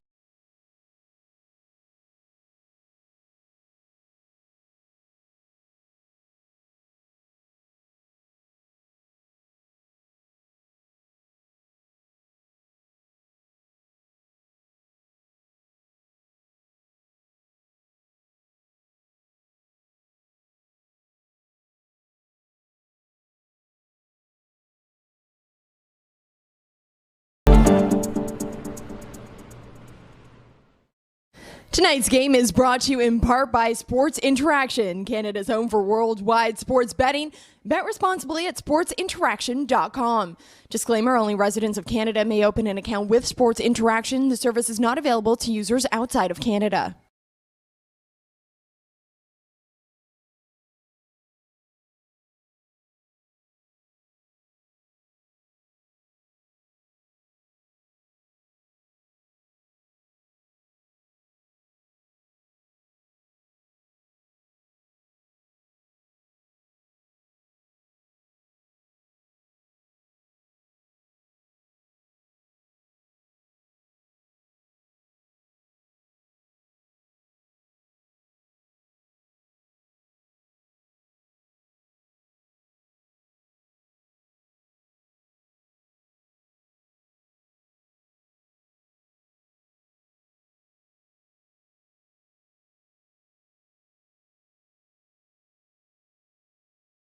Have you with us tonight? Pretty good game. Tied at 11. Oh, very good game. We're tied at 11, 3:45 left. The Rock out shooting the Bandits 46-44. This thing's been a track meet all night long. And you got the Bandit fans, they're all standing up. They got one of those, what do you call those things, those T-shirt guns? Yeah, those pneumatic rockets. They just fire T-shirts into the crowd. You probably don't want to get hit in the head with one of those. I don't think so. Those really fly high. Fans are loving it here tonight at KeyBank Center. Fan Appreciation Night. Prizes on the turf. Prizes on the concourse. Prizes in the stands. And Toronto on the attack. Ball intercepted by Steve Prioldo. I would credit him for a caused turnover. Yes, he's got 29 of them coming into this evening's game. High ball on the netting. Hit the side of Toronto. Buffalo's ball. Yeah, resetting the shot clock. Yeah, Matthew Bennett gets up the floor real quick. He's already got one marker this evening. He tries to go short side on Brandon Miller. Didn't miss by much, John. Mitch Jones with it from the slot now to the right point. Looking for some time and space. Got a lane open. Takes the shot over the crossbar. Goes along the end boards. Craig England is battling for it. Swept the webbing of his stick. Now picked up by Toronto. They break out from behind the net. A left wing pass down to Damon Edwards at midfield. Score is tied at 11. 2:44 remaining in the third. Edwards hangs onto the ball. Tips it back over now to Casey Bierns. Schreiber from outside Buffalo's restraining line as both teams get themselves into position. On offense, Toronto from the slot area. Good hit by Prioldo. There's Schreiber with a shot that goes wide. Fielded off the end boards. Goes into the Bandits bench, and now some pushing and shoving erupts with Adam Will. And one of the Rock in front of the Bandits bench, but nothing erupts, and the Bandits will have the ball. Yeah, that's Kieran McCardle getting introduced. Well, not introduced. I mean, it's the end of the season, but the rough and tumble of the National Lacrosse League. What a great rivalry this has been. Buffalo and Toronto. Bandits coming into this evening with a 2-1 advantage on the 4-game regular season series. Saunders with the ball from the top of the slot, looking to take a shot over the shoulder. Laser stopped by Miller. Rebound back out with Miller's outlet pass over to Latrell Harris. He's looking for three. He's got it. Wow, Matthew Bennett takes a bad angle. Right, Brandon Miller, he makes the save there. When Latrell's on the field, they're already just throwing it up on a little teardrop. Harris runs underneath it. A bad angle by Bennett. And that's the third breakaway goal by the youngster, Latrell Harris. That's his third. That's the hat trick. He's had 4 breakaways. And the red flag, though, Johnny, has been tossed out onto the field. Let's take a look at it from the Jumbotron here, and Latrell has got his right foot on the crease area. And we'll see with that speed of the shot, whether the ball crossed the goal line before it was completed inside the crease. So Latrell Harris doing a fine job tonight. 2nd overall draft pick of 2016. And Chris Williams, the crew chief, busy tonight. Back over to the off-field officials to take a look at these replays available to him on the goal that's been challenged by head coach Troy Cordingley, his 2nd challenge of the game. What do you think, Randy, frame by frame, just what we're watching, like the fans are here at the KeyBank Center, and those of you at home as well, frame by frame? Yeah, I think that he's stepping on the line before he releases the shot. I mean, that's what I'm looking at here, Johnny. I got to tell you, though, just impressive. Just the athleticism in Latrell Harris. It was a loose ball. Bennett was coming out the back door. They were going to meet at the same time, and all of a sudden, Latrell just hit a different gear, corralled the loose ball, got underneath Bennett, and goes high to the far side of Cosmo. But that right foot, I believe, is already touching the crease before the ball's released out of his stick. I think this one's going to be overturned. How many schools was Latrell Harris looking at before he decided to come to the NLL? Well, I think that he was getting recruited by I couldn't really tell you, but I know there was a lot of guys, myself included, in the NCAA Division I, saying, hey, this guy is somebody that we should probably look at. He had an opportunity to go out in high school out to Denver, Colorado for a year, came back, went to the Everest Academy, and, was kind of on that radar screen, and I think that he just kind of sat there and said, you know what, I think my best bet being young and where I want to go is, hey, I'm going to put myself into the draft, and guy obviously drafted by the Toronto Rock, and he's going to have a phenomenal career in the National Lacrosse League. Here's Chris Williams, the crew chief, will watch his hand signals and whether or not the goal will be allowed. Wow. His foot was clearly on the line.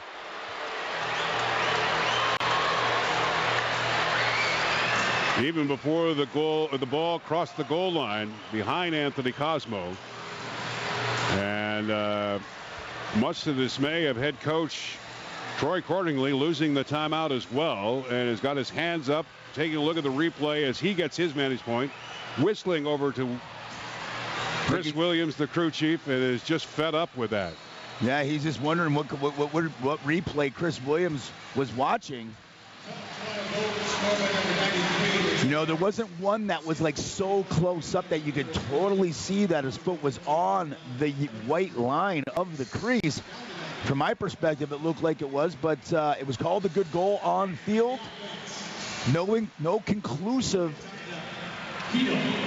evidence to go otherwise, in Chris Williams' opinion. Well, Randy, his foot was clearly on the line there. I know it's up by one. I know it's a big front porch, but rules are rules, and his foot was on the line before the ball crossed the goal line. But anyway, I think everybody was in shock here. Even Anthony Cosmo was like, "Are you kidding me?" But that being said, you know what? The game goes on. There's not changing that call right now, and the Bandits just got to regain some composure.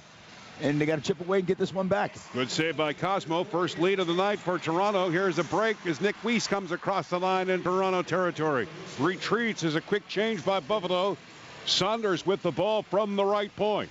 From the slot area, shooting, scores! Oh, Saunders! That's the hat trick for the young Saunders. Rolls up over top. There's no rotation. And shoots around Latrell Harris as he tries to get into the shooting lane. A high-to-low bounce shot to the right-hand side of Brandon Miller. Great shot. And it's all tied back up here, 12-12. 46.5 seconds remaining in the third quarter of play tonight from Buffalo at the KeyBank Center.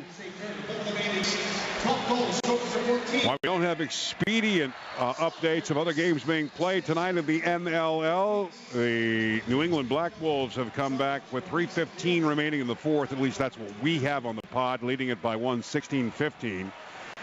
Georgia now with an 8-7 lead over Rochester. And here in Buffalo, tied at 12 with 39.8 seconds remaining. Buffalo going to go on their third power play of the night here, Johnny. Jeff Gilbert. He's going to have a 2-minute penalty for checking from behind. Buffalo is 2 for 2 on the power play on 2 shots, one by Ryan Benesh and the other by Pat Saunders.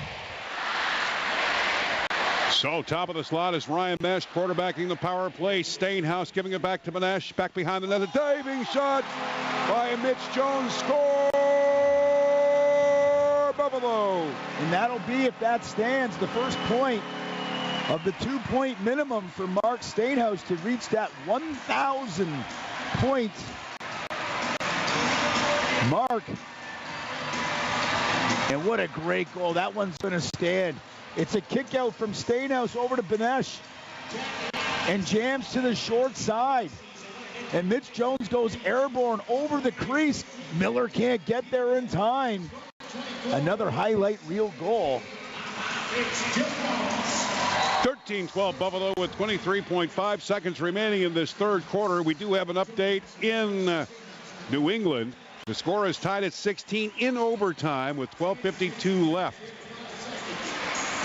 13-12 Buffalo, 17 seconds remaining. Extra attacker is out. Benesh with a shoveling move pass over to Stainhouse, who looks at time remaining in the end zone.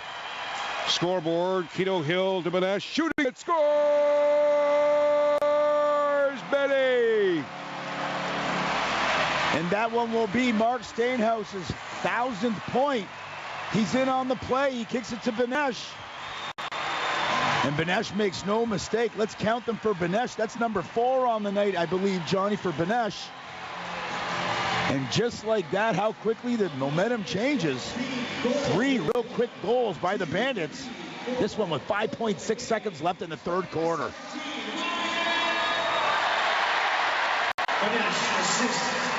Well, on a goal-scoring spree a couple of weeks ago where he scored 6 down in Georgia. 12 goals in his last 5 and has now got 4. And the third quarter is history. Bandits battle back and take a 14-12 lead into the third quarter of play. And you can hear the fans on their feet and congratulating Mark Stainhouse for his 1,000th career point. And public address announcer Chris Swenson saying, "Whose house?" And you can hear the fans say Stainhouse. Joins an elite crew of John Tavares, John Grant Jr., Colin Doyle, Josh Sanderson, Dan Dawson, Gary Gates, Sean Williams, Sean Evans, and now Mark Stainhouse. And listen to this crowd waving as Stainhouse is taking a curtain call, even though we've got the 4th to play. We'll be back. This is Bandits Lacrosse. Tyson, I don't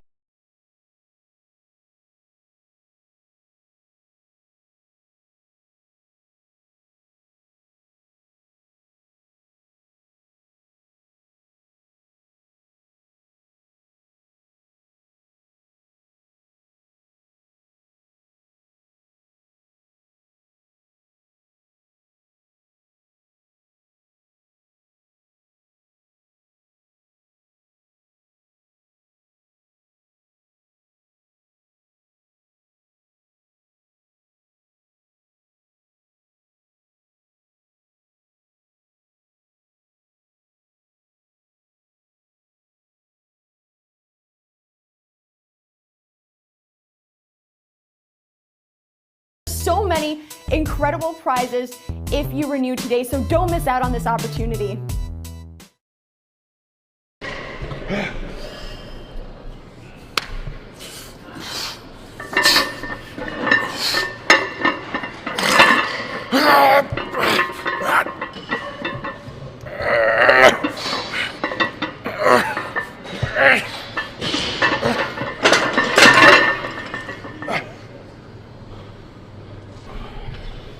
Come on now. Want a little heat? Yeah. Here we go. On 3. Boom. Drop it. Up, up, up, up.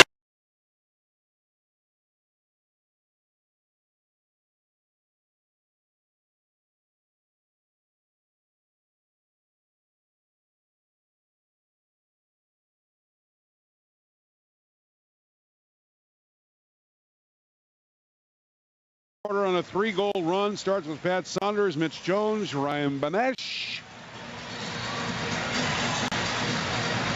And you're right, Randy Benesh with a great game so far tonight. 4 goals, 4 assists, 8 total points, and with the 2 points of Mark Stainhouse with his 1,000th career point.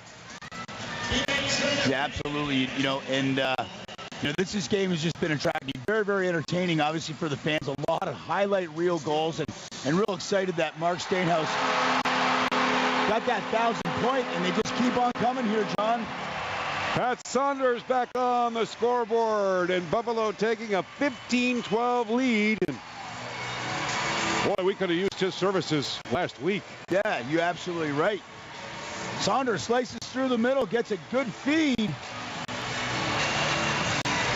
by Mitch Jones. One hand, little toss, and Saunders goes airborne to the far side on Brandon Miller. Not too much space, but he picks the corner. That's number 4 for Saunders tonight. Best outing of the year for Pat Saunders after coming from New England on a trade that saw Darryl Veltman go to the Black Wolves. Our latest update in New England, it's a tie at 16 in overtime. Here in Buffalo, the Bandits with a 3-goal lead. Low drive, Benesh looking for 5. Miller pushing it down deep into the near Buffalo corner, or check that, the Toronto corner. And Jesse Gamble now has it in the webbing of his stick and approaches Buffalo restraining line. He retreats, and Matt Sawyer's crew will change up on the fly. Stephane LeBlanc from the right point, deking away, getting in closer to Cosmo. getting a pick from Reinhold, leaving the ball to Hickey. He'll scoot to the far Buffalo corner.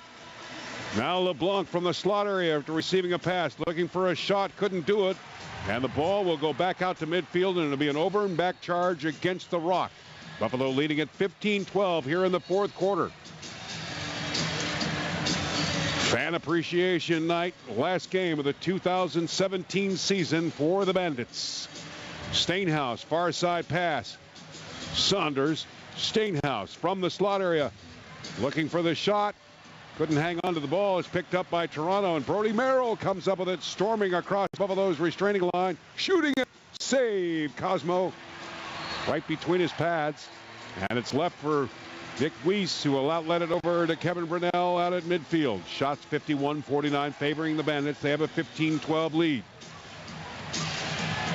We played a couple of minutes of this fourth quarter. Craig England, Brunell, Ryan Benesh lost control of the ball. Checked by Latrell Harris along the far corner in the Toronto zone with only 4 seconds left on the shot clock. Left it. Harris getting it back out to midfield. Cree leaving it now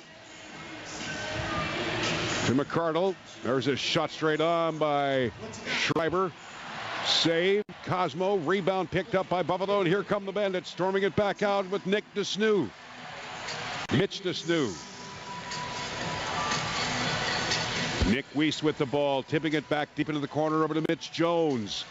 Fourth quarter action. Buffalo leading at 15-12. Field wide pass over to Anthony Malcolm, who dekes from the slot area. Back over to Jones. Streaking in. Jones shooting it. Save. Miller. Rebound. Jumps out in front. Picked up by Merrill, and tipping it back down the left wing side over to Jesse Gamble, who scoots over at right. Top of the slot back over to Kieran McCardle. He'll hang on to that one after the forwards complete the change out of the front door. Tipping it now over to Stephen LeBlanc. LeBlanc coming straight in, taking a shot. Checked on the play, goes wide.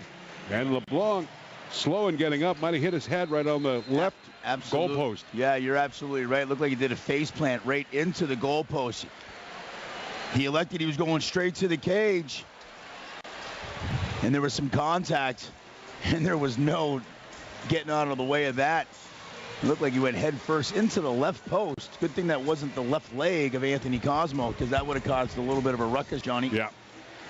Up on his own power, the trainers immediate to the attention of Stephen LeBlanc. 2010 Rookie of the Year, 6 30-goal seasons for LeBlanc. And as you had mentioned, Randy, in tonight's game, it's a great mixture with all the youth movement that's happening with Toronto, but to have players like Casey Behrens and Stephen LeBlanc and Hickey. Well, you try to find that good mix of the veteran leadership, the younger blood, the enthusiasm. They got a good mix. But you know what? The Buffalo Bandits are equal to the task tonight. The youngsters for the Bandits, Anthony Malcolm, Matthew Bennett, Timmy Edwards, Justin Martin. They're playing very, very well tonight. Adam Will. 15-12 Buffalo here in the fourth quarter of play. Yes, I must add that even though we were scheduled to have Justin Martin join us for the pregame show, unfortunately we couldn't get that interview played, but I think he's played his best game so far this year of the 12 he's been in. Over and back charge against Toronto. Buffalo's ball. Kevin Brunell at the restraining line of Toronto. Bandits leading at 15-12.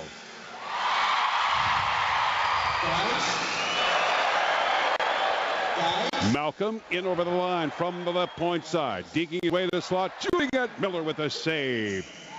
Rebound picked up by the veteran goaltender. Tipping it over to Damon Edwards. In over the line very quickly. Tic-tac-toe. That's busted up by Anthony Cosmo. Quick outlet pass over to Alexander Keto Hill, who turns on the speed. Now to Steve Priolo. Back over to Hill. Come right to the restraining line from the left point. Allow the change to go on as Hill uses the turf to get it over to Saunders. Back over to Keto Hill. Shooting it. Splitting save by Miller. He'll try to get the rebound, but it's swatted away by Toronto's defense, and here they come. Back out at midfield. Toronto with a 3-goal run in the third quarter of play. And now they score on the goal. And that goes over to Dan Littner. Transition. The Rock get up the field real quick. And Dan Littner able to get under a stick check and go airborne, coming back through the pads of Cosmo, the Cornell product. Sweet stick by the rookie. And they bring the Rock back within 2. First round choice, the 2015 NLL draft, and joining the youth movement for the Toronto Rock. Well, then I guess he's not a rookie. I must be off by a year, Johnny. I don't know. That's right. You know what I mean? Just saying. I'll have to look that up.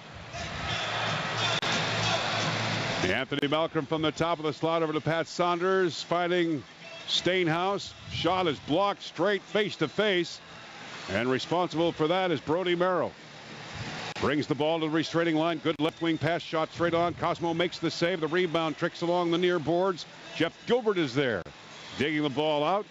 And will come back out to midfield while Toronto changes up on the fly. Down by 2, 15-13 here in the fourth quarter of play. 9:25 remaining. From the top of the slot is Stepan LeBlanc. Far corner, shot straight on by Schreiber, goes wide. And a penalty coming up against the Bandits. When we come back, it'll be a power play for Toronto. Buffalo 15, Toronto 13. This is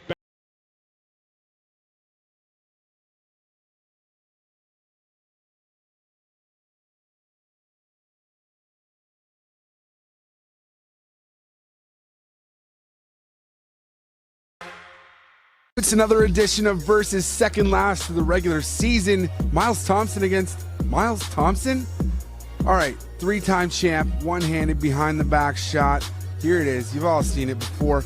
Miles Thompson's taking on himself, and we need to crown this guy the behind the back king because he does it again. When is the opposition going to learn? Well, fans, you got a tough decision. You want Miles Thompson number 1, or do you want Miles Thompson number 2? Head to Twitter now. You can only pick one. Cast your vote.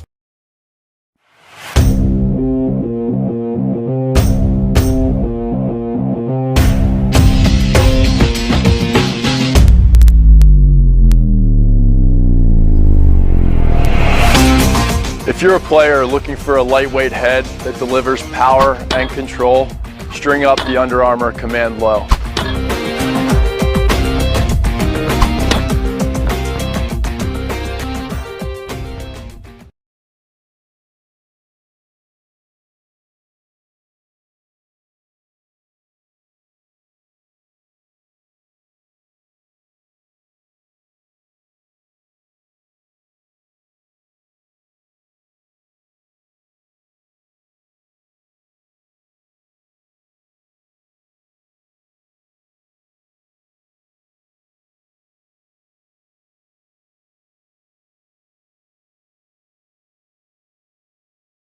On the power play, Purnell serving 2 for the hold. They are 2 for 2 on their first 2 opportunities. A goal by Hickey and a goal by Tommy Schreiber, but they did allow a shorthanded goal by Anthony Malcolm. Here comes Toronto, moving the ball very swiftly. Reinhold with a shot, saved Cosmo. Hit the high netting. It'll be Toronto's ball. Casey Byrnes with it, back to the top of the slot where Hickey power play. And the quarterback, quick stick shot, save! Cosmo, rebound, Byrnes. Resetting the shot clock. Top of the slot as it goes to Hickey. LeBlanc to Hickey over the shoulder feed. Missed pass as LeBlanc plays it from the boards. Got some room to come right in on Cosmo. Elects to go to the top of the slot. There's a shot by Schreiber. He scores! Power play, Toronto. They're right back into this baby. 3 for 3 on the power play tonight. A quick feed from Hickey, who's setting up at the top. They're playing that 2-on-1, and Tommy Schreiber, what a quick release. No rotation, and right back to the short side. Anthony Cosmo didn't even move. I mean, you got to pick that little lane. It's probably about 3 inches, the size of a lacrosse ball. And Schreiber, the sharpshooter, second power play goal of the evening for Tommy Schreiber, and they're back within 1. Rochester has defeated Georgia 9-8. Who would have thought of that? What? Fourth quarter action here in Buffalo. The Bandits by 1, 15-14, but they're Rock on a roll.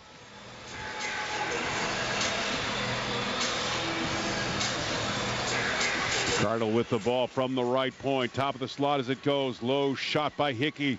Ricochets off a Bandit defender. Hickey again. This time it goes to the right. Scrambling for the rebound is Schreiber, but the shot clock runs out on Toronto, and Buffalo got the ball to Anthony Cosmo well out of his crease. Tipping it back over to Anthony Malcolm. Double teamed on the play, but hangs onto the ball. Retreats back to the left point. Now to running Ryan Benesh. That's blocked by Toronto's defense. And now a break for the Rock. A 3-on-1. Here's an opportunity. Edwards scores. A lot of breakaways for the Toronto Rock tonight, Johnny, and Damon Edwards makes the Bandits pay. Benesh's shot gets blocked. Damon Edwards is gone to the races. A head little pass. Nobody around him. Comes high over the right shoulder of Cosmo. And just like that, that 3-goal lead has been erased in about 2 minutes. We're all knotted up at 15. Shots 56-54 favoring the Rocks. 7 minutes and 35 seconds left into regulation. Buffalo storming across the line. Guido Hill a little slow, winding up with a shot. He gets wound up with Miller, and now pushing and shoving erupts to the right side of the Toronto net.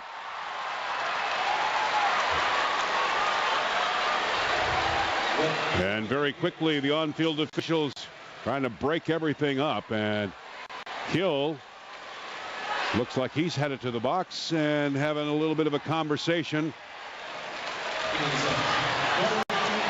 with Jordan Magnuson.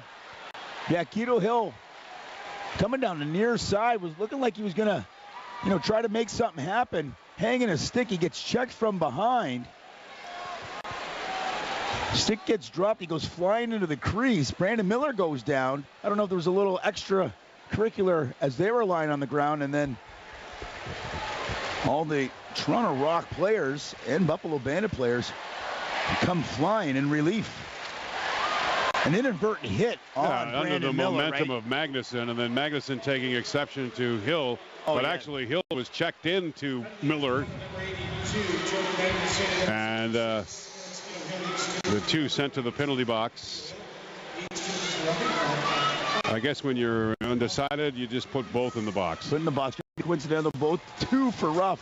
50-50, 23,200, Johnny. God. Where's the ticket? Who's got the draw?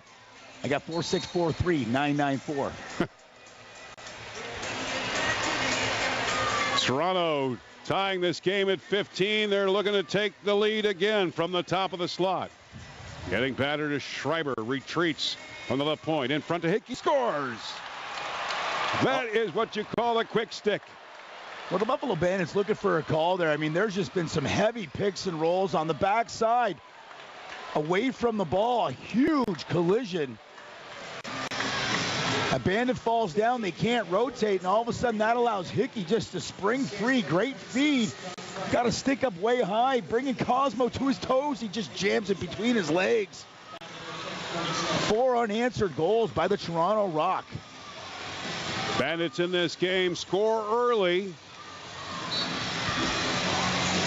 Jump out to a 5-3 lead and then an 8-5 lead before Toronto storms back with a couple. And now they've got the lead again, 16-15. Buffalo with the ball from the slot area is Prialdo.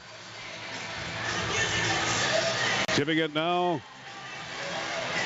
from the near corner back to Jones with a shot very quickly.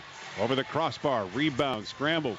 Picked up by Brody Merrill. He lost control of it, but he's backed up by one of his colleagues, Bradley Cree, and will run it back out to midfield. Prialdo all over him along with Nick Weiss.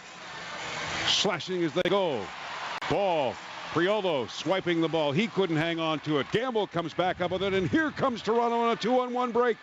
Shot save. Cosmo bats it down with his glove hand, and then it's cleared out by Buffalo from the left wing side at midfield. This is fourth quarter action. Score is tied at 16. 6 minutes and 17 seconds remaining. Kevin Brunell over to Mitch Jones. Deep into the corner to Saunders with a shot. Miller with a save. Saunders looking for the rebound. Tackled on the play. And the loose ball picked up by Toronto and swept over to Brody Merrill, who brings the Rock with 6 minutes left to play into the fourth quarter to midfield. Tipping into the far corner. Running outside the line. Toronto from the far corner again, digging it out. Taking a shot, saved. Cosmo, rebound. Swept over to the right side of the net, picked up by LeBlanc, leaving it back over to the far boards. And Toronto retreats as a penalty will be coming up against the Bandits. Sixth attacker is out. Aaron McCardle is there. Now to Reinhold, top of the slot. Schreiber. That hits the end boards and goes high on the glass and back into the field. And Buffalo will be called for a penalty as Mitch DeSnew, the most penalized player in the NLL, goes to the box. Yeah, he's not happy about it. It was off ball. And for how much they've been letting this whole game go in terms of the physicality, in terms of the checking from behind on the pick and roll, you know, guys are getting flattened. We're 5:22 left in the game. It's a close game. Let the players figure it out. DeSnew going to go to the box. Toronto 3 for 3 on the power play. 2 goals by Tommy Schreiber, 1 by Brett Hickey. From the top of the slot, quarterbacking is LeBlanc. Reinhold to the right. Looks for an open lane. They start to twirl from the far side. Shooting it, blocked by Buffalo's defense. Rebound Hickey along the far boards. Plays it from the webbing of his stick. Back over to LeBlanc. Back to Hickey. Now LeBlanc over the shoulder feed to Reinhold. To LeBlanc, top of the slot. Looking. Hickey, LeBlanc. Reinhold scores. Wow, and that's a laser. Talk about ball movement. Right, Buffalo Jones goes in the traditional box.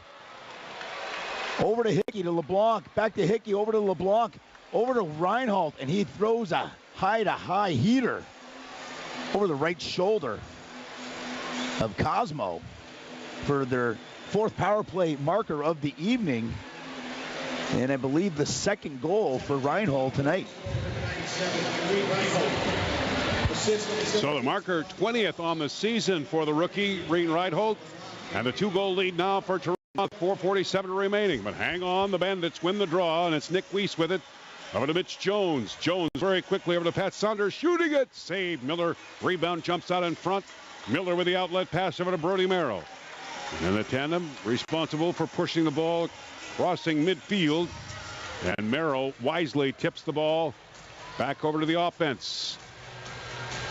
LeBlanc gets himself into position from the right, takes the ball from Schreiber. Twirling Reinhold. Schreiber playing along the boards from the far side. Getting into position. Long drive stopped by Buffalo's defense. 2 seconds left on the shot clock for Toronto. Buffalo's ball. 4:08 remaining in regulation. 17-15 Rock. This is Bandits Lacrosse. Now for the unsung hero of the week, a player who may not have chipped in on the score sheet but contributed to his team's successes in some other ways. So, who have you got? Well, I want to start off with an honorable mention this week, and it is the dads of the Saskatchewan Rush. That's right. All the papas came out to cheer on their sons this week, and you could tell the Rush were really performing at the top level, and I can't help but think that playing in front of all of their dads had something to do with that. They all came out onto the field ahead of the game, and Derek Keenan also was there with his son Ryan Keenan. He said that was a little bit weird to be a part of those ceremonies ahead of the game. But my unstrung hero for this week has to be Ian Lord, and this is why. The defenseman was huge for the Rochester Nighthawks this week. He also had 2 goals in this game along with his 1 assist to help keep the Rochester Nighthawks playoff hopes alive. As Dan Dawson said, everyone was chipping in, including Ian, and you don't really see those kind of numbers from a defenseman. He's got Digby on the take, scores! Now back over to Dane Smith with a shot. Hit the goal post inside, he scores! Afraid you might miss out on the big stories from your favorite team? Well, not to fear, the NLL newsletter is here. All you have to do is subscribe to the new NLL newsletter, and you'll get weekly updates from everything that is happening around the league. What are you waiting for? Subscribe today.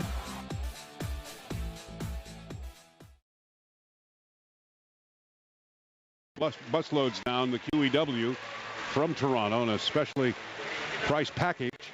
And watching their club now with a 17-15 lead with 4:08 remaining in regulation. A win tonight for Toronto would give them home floor advantage. Start of the playoffs next week against New England, who lost in overtime to Vancouver. Storming is Ryan Manesh. Mark Stainhouse from the slot area, shooting it to the right side of Brandon Miller. Over the glass and into the crowd. Toronto's ball. Brody Merrill brings his club back out to midfield. Leaving it to the right wing side. Over to Reed Reinhold from the slot area. He's double teamed on the play. The ball comes out. Right. Cosmo is there. Finds an open Tim Edwards, who comes across the Toronto line. 3:29 left to play in regulation. Buffalo down by 2, 17-15. Steve Priolo back over to Pat Saunders. Saunders streaking in, shooting it. Save Miller. Rebound Toronto. Buffalo getting to the net real early. I'm not sure that those are the shots that they want to take, but you got to take some chances. Saunders comes all the way over, goes airborne. Miller equal to the task, throwing up the big right shoulder. Ball Toronto, Stephane LeBlanc. Plenty of time left on the shot clock as LeBlanc comes in from the right point. Retreats back outside the line to Hickey. Far side over to Schreiber. He's hit and hampered by Martin. Schreiber getting a low drive. Save Cosmo. Rebound picked up by Alexander Keto Hill with 2:45 left to play in the regulation. Buffalo storms out at mid. Keto Hill over to Stainhouse, who's at left. Buffalo completing the offensive change as Anthony Malcolm comes in along with Saunders. Stainhouse hanging on to the ball from the left point. Outside the line to Saunders. Gets a better read on the play. Now at right. Taking the shot, Miller with the save. Smothering it up with the webbing of his stick and makes the outlet pass over to Brody Merrill, who brings Toronto back out to midfield. Leading at 17-15 and shot 62-58. They've got the ball back down into Bandit territory. 2:07 remaining in regulation. 17-15 Toronto. Yeah, Toronto will be disciplined with the ball. They're going to utilize all 30 seconds of the shot clock. You can see they're already bringing 3 guys off, making sure their defensive guys are open. Oh, unfortunate bounce. They regain possession. Another opportunity to kill another 30 seconds here, Johnny. Yeah, McCardle's low shot hitting the right goalpost. Right into the stick of one of the Toronto Rock, and now LeBlanc has got it. Playing the turf from the left point. Hickey's got the ball. Miller starts to trot in. Score, Toronto. And Toronto was going to go on the power play. Did not see what caused one of the referees to put up his hand. Miller was starting to trot his way to the bench. Needless to say, Tommy Schreiber comes up over top. I believe that's the hat trick for Schreiber tonight. No rotation, no help. And he goes to the far side. Buffalo was going to get a slashing call, but that's been wiped out by the goal by Schreiber. And that's a 3-goal margin for the Toronto Rock. 1:30 left in the fourth quarter. So Anthony Cosmo goes to the bench for the extra attacker out for Buffalo, trying to make a game out of this one. 18-15 Toronto. After Buffalo had the 3-goal lead coming into this second half of play. Mitch Jones with it, tipping over to Craig England, deep into the corner to Saunders. Back to Banesh. Now to Jones, shooting it wide to Keto Hill. Hill hanging onto the ball from the slot area. Loose ball picked up by Saunders. Quick stick shot by Jones. In and out of the crease it goes. And it'll be Toronto's ball with 1:08 remaining. Cosmo remains on the bench, so there's an empty net opportunity for Toronto. Good play by Adam Will, holding off Littner. Now a shot on score. Hickey.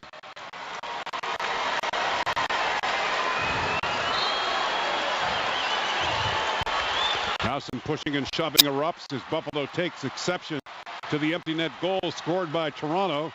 Matthew Bennett getting involved with Brett Hickey. Hanging on to his face mask. And the on-field officials there to separate with 56.2 seconds remaining of this fourth quarter. The Rock leading at 19-15.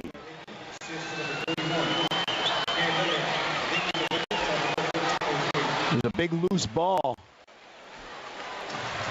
in behind the Bandit net. Damon Edwards comes up with the ball. An individual battle, kicks it out to Hickey. Hickey rolls over. There's an empty net. You got that choice. Do you kill another 30 or do you put one in the net and really seal the deal? Hickey chooses to seal the deal to put the Rock up by 4. And the Bandit defense taking an exception. Call it 5 tonight for Hickey. Well, why not? I mean, it's a rivalry. The two of them, hell, I would have scored the goal if it was an empty net as well.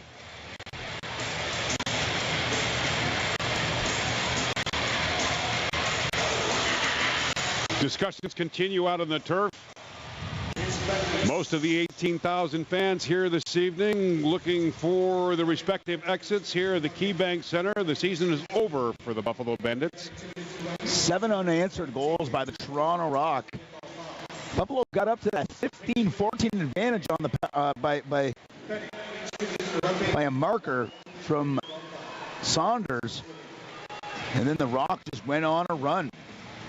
Littner, Tommy Schreiber on the power play, Damon Edwards on a breakaway, Hickey, Reinhold back on a power play. Well, one of the many things that will be addressed next week or a couple of weeks when they have the exit interviews with the players and what went wrong during the 2017 season, analyzing position by position, starting at goaltending, defense, transition, and offensive players who will return for next year, or the addition of the 2018 season for the Buffalo Bandits. But certainly reflective of what has happened to this team throughout the entire season.